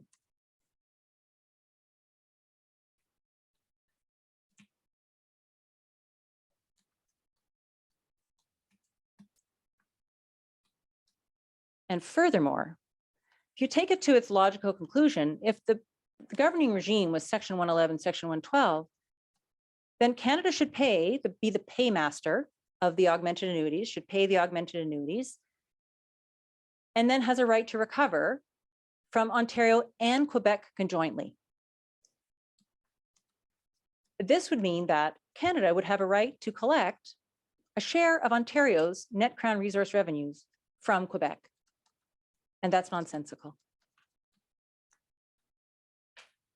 So this is another reason why Canada's view is that the better interpretation is that section 109 governs.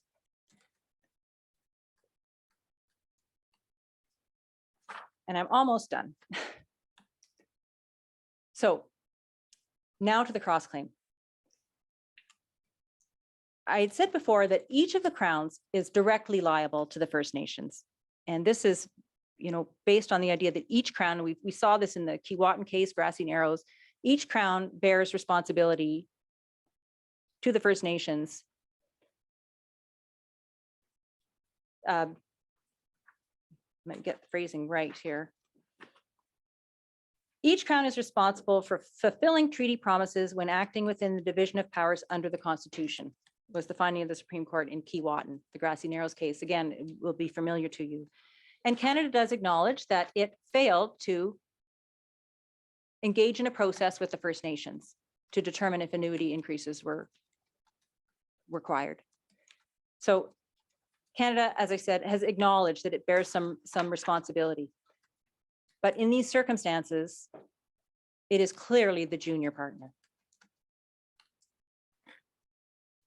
Now, I was explaining how the liability is owed directly by Canada and by Ontario to the First Nations. The First Nations have an entitlement to collect directly from Canada for its breaches and directly from Ontario. The list between Canada and Ontario is only this. Canada claims over against Ontario only if the court finds that the section 111, 112 regime governs, in which case Canada could claim over against Ontario and Quebec, but of course we haven't done that.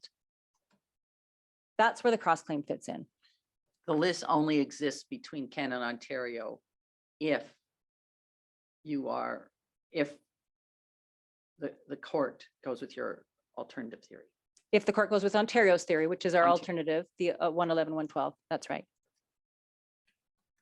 And in that case, I'm sure my friends will explain to you or advise you that if that is the case, then section 111, 112 governs, and Canada is successful on its cross claim, it's only entitled to collect essentially almost half of the outlay from Ontario, because the other half should be Quebec's. And furthermore, really Ontario only needs to pay the interest. They don't actually have to pay the principal, they just have to pay the interest every year. Because as I mentioned before, that section 112 says you pay it off by making interest payments. My understanding of the math is that theoretically, eventually you end up paying off the principal that way. So the one point I wanted to make as well, because there was a little bit of unclarity about this at stage 2. The stage 2 decision mentions Ontario's cross claim against Canada, but in fact, there is no cross claim by Ontario against Canada. Thank you. That's because in 2005, Justice Smith, and this is in the trial record, heard a motion to strike for disclosing no cause of action, and pleadings by Ontario of a cross claim were struck as having no factual basis. And that's because there's nothing similar to, this section 111, 112 regime that would ground a claim by Ontario as against Canada. If Ontario bears liability to the First Nations directly, it has no right of indemnity as against Canada.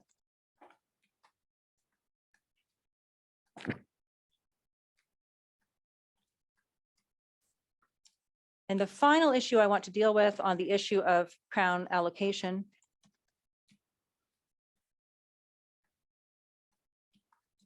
is the release, the purported release, because this as well as pleaded, it's in the pleadings.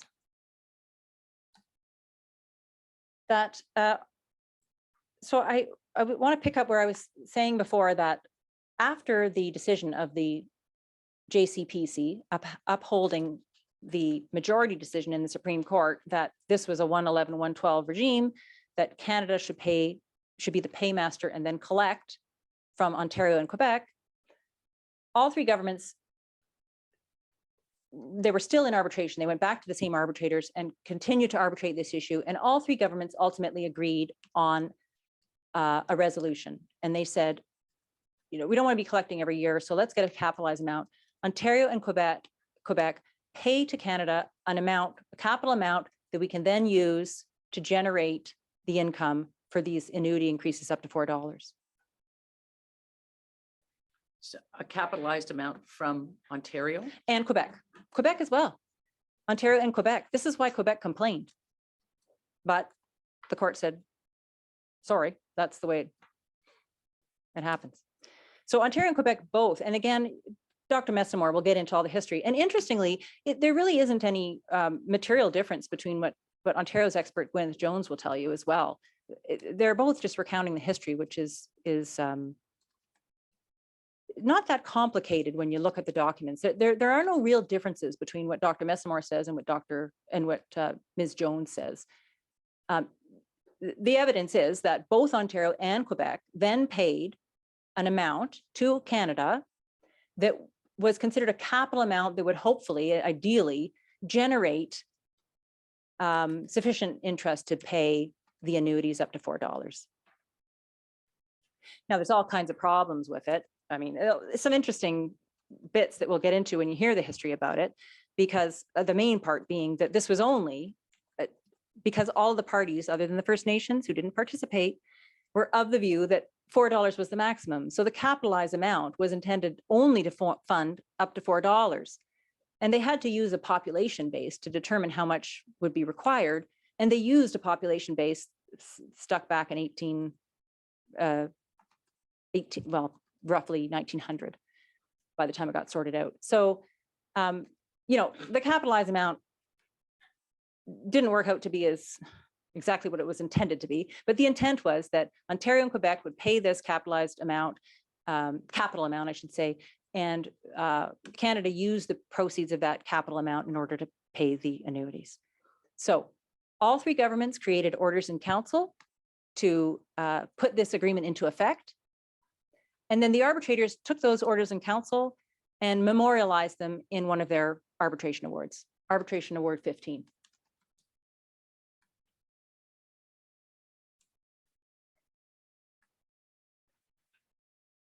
Now, In what year? 1890, or sorry, 1900, it starts with, ends with 2 zeros. See, so it took some time. You had the JCPC decision in about 1897, right?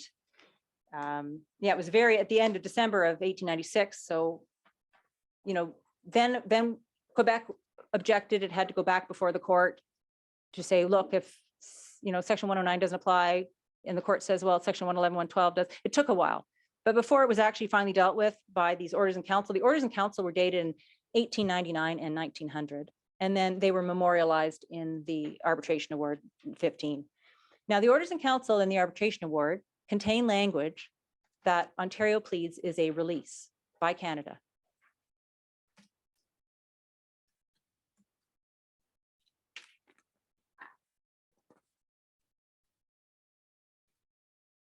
And it is Canada's position that for a number of reasons, there is no such release. And the easiest one right off the top to understand is all that was released was Ontario's and Quebec's liability for annuity increases up to $4. And the language of the orders in council is explicit in saying that what is being released is the said responsibility for the said annuities, those said annuities being up to $4 per person. So The language is for the said annuities. that's correct.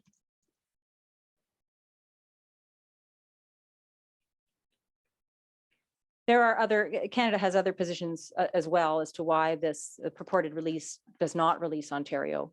But that I think, without getting into full argument about this, of course, which can wait until closing submissions, but the easiest one off the top that I wanted to draw your attention to was that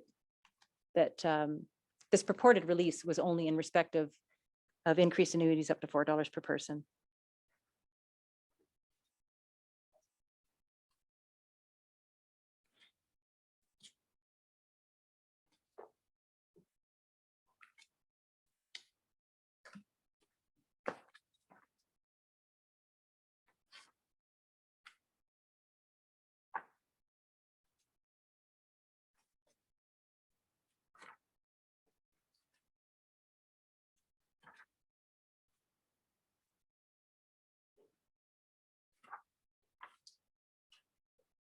And Justice Hennessy, subject to any questions you have, that concludes my opening statement on behalf of Canada.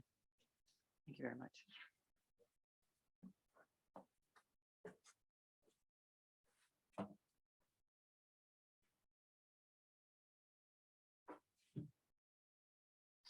Okay. So thank you all for today. I believe unless someone raises something with me, we are finished for today as per the schedule. We will start tomorrow at 10 with Ontario. Unless, again, there's anything you tell me differently. And does Ontario intend to provide the court with any paper or any? Does Ontario intend to provide the court with any written submissions? Yes, Your Honor, we will. We'll pass to our friends and to the court tomorrow, hard copies and electronic copies of our statement and compendium. Beautiful. Thank you very much. Okay, so we're done for the day. Thank you all.